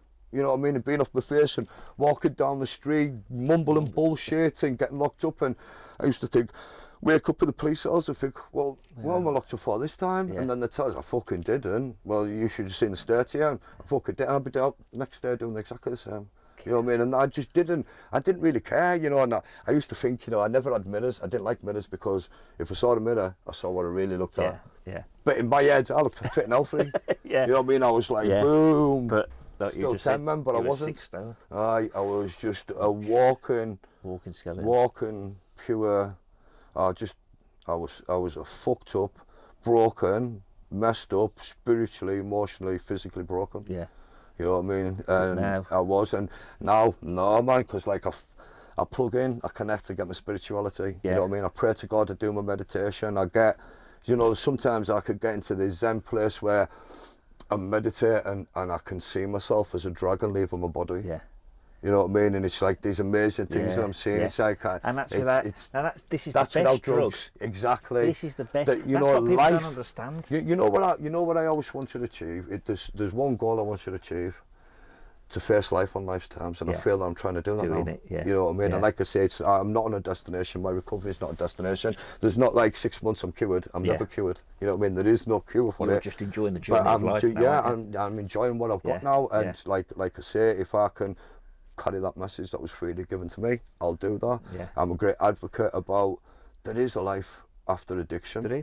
There is, man, and if we put the effort in and we put the graft in to stay clean, to not put that drug in ourselves. If you can't do it for the day, do it in the hour. If you can't do it in the hour, do it for the minute. If you can't do it in the minute, do it for the second. But you can tick them away. When you get to 60 seconds, there's a minute, you've done it, man. Try the next one. You know what I mean? And sometimes that's the way I see people, that, you know, the backs are broken, they are fucked, and they are trying to just live for that minute. And I take my hat off to anyone who's doing it, because if you're doing it and you're working it, and if you put the effort in to staying clean, work on a program, whatever fits for you, you know what I mean? Like I say, whatever works for you. But if you're trying to do that and you're not putting a drink or drugs, be it legal or illegal, in your system, then you fucking won today. You know, like tonight I'll go home, I'll be. This is what's going to happen. I know what's going to happen. This is what happens all the time when I do shares and stuff. I'll go home and I'll reflect on what I've said tonight, and I'll go, right, but I didn't say that right. I didn't say that right. I should have carried this better, and I should have done this better. But then later on, I'll think of something else, and I should have done this, and this. But like, I'll always, like, before I was coming here, I played what we were going to do, what I was going to say through my head about 20 times, 30 times over the last couple of weeks. And then I reached out to some people today. And like when we were sitting here, when we first got set up, I just took a few seconds to invite love and God into the room, show some guidance, hope and strength. Let me be a vessel, you know what I mean? And that's all I asked him for. Well, I hope it's worked. I think it's been brilliant. I hope it's worked. It's been really, really good. Honestly, I've really enjoyed it. It's just, honestly, if one person can get a little bit of similarity out of that, you know what I mean? If we can help one person tonight, just pick up a phone, speak to a friend, reach out to anyone or anything, and start their road to recovery, whether it be with addiction or mental health, anything. Or it's just taking that first step in life. We've got to be, you know, we've got to stop with the fear, have a bit of hope. You know, the way I see hope, hold on, pain ends. Hope. Hold on, pain ends, because it does. You know what I mean? We're not always suffering, and like, recovery's not brilliant, you know. It's not all pink fluffy raincoats and fucking unicorns and shit like that. And I haven't got a fucking 10-house mansion. I haven't got a Ferrari. I haven't got millions in the bank, but I've got peace of mind today. And you know what? I can pay my bills. I'm present. I'm able to do things. You know, I was able to, like when I lost my brother, I didn't use on that. I was present for his funeral. You know, I went down, I was there for the wake, I didn't drink, I didn't take any drugs, I was present for it. I made him a promise when I was holding his hand in hospital, and he'd been passed for a few hours, and I gave him a kiss and a cuddle on the face, and I promised him that even though I wanted to take drugs, I would not dishonour his name either. You know, because like, you hear a lot of people like say about, I want to get clean for my kids, I want to get clean for my mum and dad, I want to get clean for every Tom, Dick and Harry and fucking Houdini out there. But the only person I'm getting clean for is myself. And that's where it's got to start. Right, and You've that's got to start with yourself. It's me, so I've got to give myself a bit of respect. And if I give myself a bit of respect, then I can give it to others. And then other people give it back to you. And then if I have a bit of show myself a bit of love, other people will love us. Exactly. And then I'll get empathy, I'll get sympathy, and I'll learn all these emotions. And it's as an addict, when we get clean, right, all these things come to us, and we want everything like today. I want 10 years clean, I want the cars, I want the house, I want all this. But it's not like, that isn't what it's all about, you know what I mean? For me, it was finding out who I spiritually am, discovering who I am, who Jeff Johnson really is, because he's been so confused, he's been fucked off, he's been an addict, he's been mentally ill, he's been pulled from pillar to post, he's been ripped from society and put into prison. Now when you go into prison, people go, oh, you know, you've earned your strike. Don't ever go to jail. Don't ever go to jail. Because believe me, when I say they're taking out of society, which is manned fairly well by the police, even though it's not that good, but it's still manned pretty well. We can walk out our doors and have some safety. When you're taken out of society and put into prison, you're caged up like an animal, you treat like an animal, you react like an animal, Yeah. you come out barking and biting. Yeah. And that's what happened with me. I turned into this horrible individual, a very narcissistic person, very violent. I remember when this Chavara, he owed us money for heroin and crack, and I took him to a woods and tied him to a tree and battered him with a hammer. Oof. Yeah, man, that's the depths that fucking my illness took us, man. Whoa. Honestly, I didn't give a fuck. And it was only £150. Whoa. Yeah, but I needed to show him that if he thought he could do it, anyone else could do it. Needed to get I know what a fucking bully I was. I was a horrible narcissistic prick. I was. The things that I've done, you know what I mean? People's OD beside them, I've carried on using. You know what I mean? I've robbed houses. I've done some of the most despicable things that you can fucking imagine. You know what I mean? Spent all my kids' money, robbed off my parents, stole my kids' Christmas money, stole my partner's money, fraud, burglary, fucking violence, football hooliganism in the 90s. You know what I mean? My Uncle Scott, he was part of the BCF, the Border City firm. Paul Doddy and that I used to use with them. Chung's, fucking, I knew them all, so I was involved with that for many years. I was writing some football hooliganism. I've been on different journeys in life with the drugs that I've taken, but each drug's took us on a different journey. You know what I mean? But ultimately, though, you've come out the other side. Yeah, I know, and you know what it is? I've got fucking massed amount of like life skills. You know, it's like some of the stuff I've been through. You couldn't teach any fucking man. It's like any addict, what they've been through, you can't teach. But this is where these skills are kind of coming to useful. Well, I just want to. You're now advocating and helping others. Yeah, I just love to like get to the young ones, Tim. You know what I mean? Like get into schools, colleges, do talks on addiction, where it's took us, where just do like sit with them for half an hour, an hour, tell them about my life, where I've been, and the things that happen to you and what you lose and everything it takes away. You know, because you become a gutter rat to society. Everybody, millions of yous out there, yous all look down on us, and you think yous are the fucking depths of the probably, you fucking dirty junkies. You know what I mean? But like an addict is anyone. You don't have to be putting a pin in your arm, because snorting, drinking, gambling, social media, an addict is not defined. You know what I mean? It's not about, you know, everyone just think, oh, junkie. You know, that's all they go, junkie. You know what I mean? But like the kids nowadays, they're all banging up Ketten, coke. And like, you know, they're banging up loads and loads of hits because they're only having bits. You know, and it was different in my day when you were banging up 20 bar, that would last you a few hours. Well, when you were a full blown fucking smacker, it didn't only last a couple of hours. But you know, at first it would last you a while, you know, but like, oh no, I don't envy them growing up, and it's just like all these social media apps and that, all these apps that you can get, man, you can order drugs on, dark web and all these different things. To your door. You don't even have to go out. No, it's just like I was told. I've been getting the job that I'm in. You speak to a lot of people, and a lot of people are still ordering like cocaine, pre-gobbling, things like that, man. Volume off the internet. Now these aren't even the prescribed drugs, man. They don't even say what the fucking are they in. It's shite, and it's dangerous. People are dying. You know what I mean? They're taking them and they're dying dead. Stone dead because they're strong as fuck. Fentanyl, that's one of the other big killers. You know, everything is getting cut with fentanyl nowadays. Is it? Because, well, look what's happening overseas, man. The poppy seeds, the poppy fields are all getting destroyed and random that, right? Because the Taliban are slapping down on it. So the synthetic fentanyl is being added to the heroin to porting it up to make it 1,000 times stronger, whatever it is, which is killing people left, right, and centre. I watched this thing on it, man, about narcos, and they were moving heroin, and they moved one block of fentanyl that was more than all the heroin. You know what I mean? But he says they have to wear gloves, mask, any powder gets on you, you fucked, you did. You know what I mean? Because it's like, it's dangerous shit, man. But aye, that's a big killer. And then it's like in America, they're all into fentanyl. Heroin's still a big killer. You know what I mean? Heroin in America is still, it's the #1 killer. But I'm finding like the job that I'm in with the Episode Trust, where heroin's, it's still there. It is still there. It's still kicking about with its dirty little brown wares. But the kids are more into the cat, cocaine, and you know, them kind of like partying drugs. But I'm still seeing them go from that and progress onto crack. You know, because crack, you know, a lot of it, people are smoking crack nowadays, like, and they're getting younger and younger, and that's a problem. And the thing is, you know, I look at them and I go, maybe like 19, 20, 21, and I think, fucking hell, man, you know, that is so bad, but who looked out for me? Who looked out for me when I was 19, 20, 21? There was no one looking out for me. No. The only person that was looking out for me was my local dealer. Basically, wasn't it? He wanted me to keep coming back.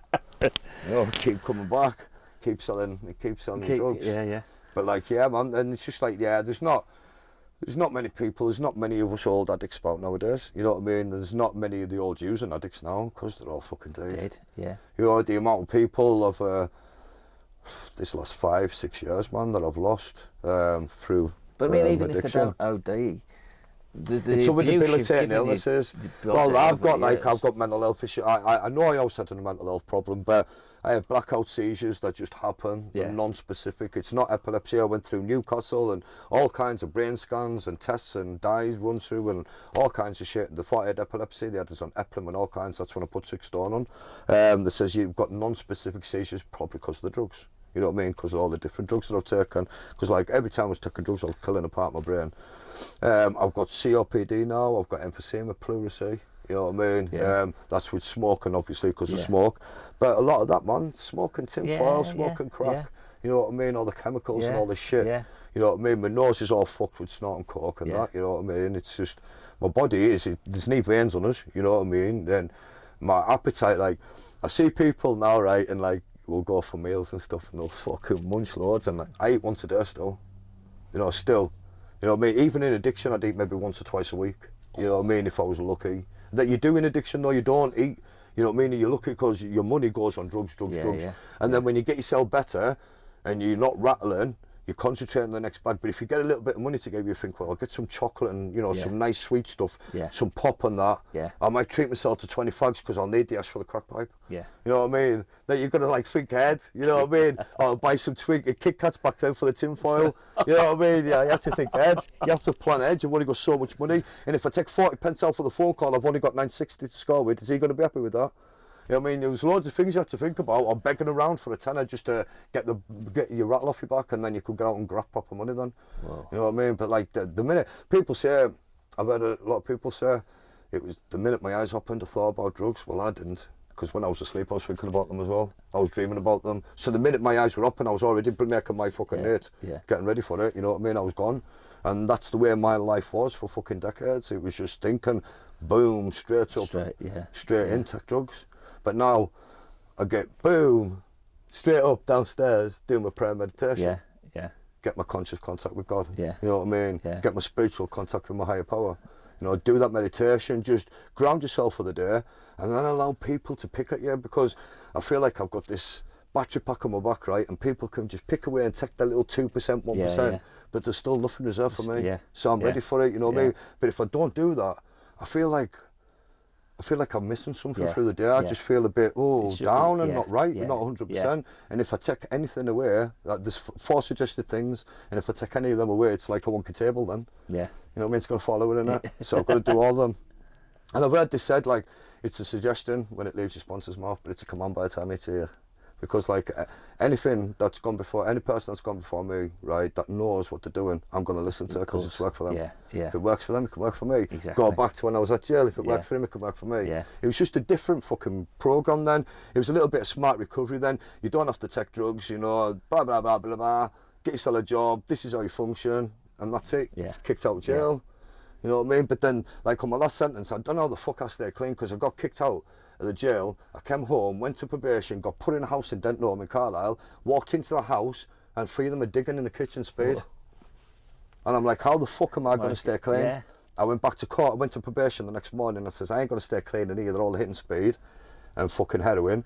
And then I moved, fucking my ex-partner, my baby's mum, she went through addiction, Michelle, she was moving out of our house, so it was opposite my mum and my dad's. So I says to she says, the tenancy's in your name still, just move in there. So I thought I went to probation, went to the courts and got it moved there. If I didn't, I'd have been back in, I'd have been in jail in a week. I would have been, I'd have been back in there with loads of drugs up my arse and selling it. You know what I mean? Because like the amount of money you're making there is just like astronomical. Spend £100 out here, fucking I'll make £1,000 in jail. It's just that, but that's it, you know what I mean? But that's it, isn't it? There's like, it's just like a shop in it, you know what I mean? If you need it, you'll pay for it. Supply and demand, and it is, and it just doesn't matter where you go, you know? But like I just like I've said, you know, I've talked about the drugs, I've talked about enjoying drugs, taking certain drugs and enjoying it and having good years, and you know what I mean? But I've also talked about where it takes you. There is a gateway drug, and that is alcohol and cannabis. You know, it definitely is. It just leads you into that little grey area, because life's black and white, and then you get into this little grey area with it, and then you think, well, if I have a little bit of a further look, and then you get lost in the fog, and before you know it, You're down the slippery And slope, then I'm aren't you? just doing, like, I've been on a journey all my life, walking this path, and sometimes there's been headlights, sometimes there's been rockies, sometimes I've had to carry the mountains on my back. Yeah. But, you know what I mean, I'll fucking move them out where so I can keep on my path. Yeah. And that's all I do, man. I just, you know, keep my side of the room clean. You know what I mean? I just do what I'm meant to do. And then just, yeah, I just want to try now. What I want to do in my life now is just be a better version of myself, be a better person, be a better dad, be a better son. I just want to try and help other people. I want to try and get into the field of mental health. I enjoy the work that I do with the Epilepsy Trust. I love it. I've grown considerably because of them. And they've helped us, like, but mental health is like the big thing for me is try and get into the mental health side of things. This is why I'm doing talks, get my face and my name heard and seen around. Because I'd love to get into that and addiction, because they'll come hand in hand. There's no ifs, ands or buts about it. As an addict, I had both, they go hand in hand. And it's just fantastic if that could help people. And just you know, a little bit about me, like, because this ain't about me. It's not all about. None of this is about me. It's about helping somebody else. If I can help somebody else, then like, I just feel absolutely fucking fantastic that I've done something really good, constructive, productive with myself. But you are there now, aren't you? It's what I'm trying. You know, you are doing it. Yeah. Otherwise you wouldn't be here. No, definitely not. Because I heard about you and I thought, I want him on the show. Yeah, I know. Chris was telling, well, we went through and he says, I was Tracy, because Tracy, she went through to get a tattoo, because I've got all my arms done, Chris is doing a lot. And I took Tracy through, she was getting this beautiful tattoo done, and he was chatting away as normal and that, and because normally I don't sit in with anyone, but I sat in with him. He was like, "Hi," says, "Did you see me?" I says, "I did, Chris," because he put it up on his site, on his Mr. P's. So I'd already watched it, and he says, "What did you think?" I says, "Oh, I loved it." I says, "I didn't quite get the last 20 minutes. I says, I'll watch it while we're in the shop." So I watched it. He says, "What do you think then?"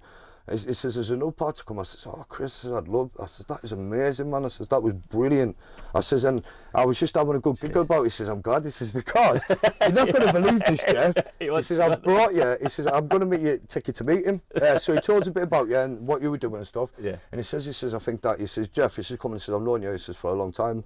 He says, "So I think that if, you know, it'd be great for you to go on and just have a chit chat, you know what I mean?" Yeah. And I was like building myself up, and like at first I was like, when I met you, I was like, yes. And then as we've been building up to it and coming to it, I've been worrying and having resentments about myself and not thinking I'm worthy to do it. You know, I just have self-doubt, but that's my disease as well.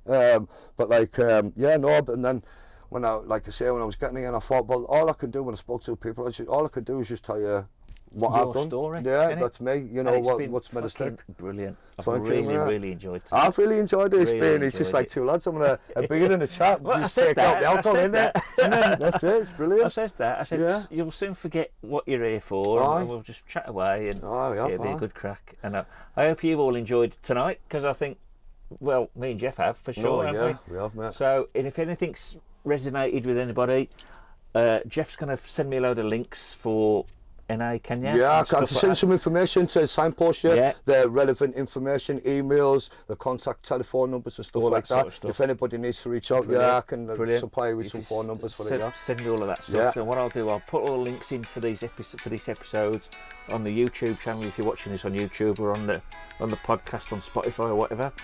And I think we've had a brilliant night, and don't suffer in silence, because there's always help for everyone in there. There is. Just open your mouth, reach out, connect, speak to somebody. Speak to someone. Yeah, that's it. There's help out there for everyone. So, till next time, thanks a lot for watching, guys, and listening, and we'll see you soon. Thanks a lot. See you soon. See ya.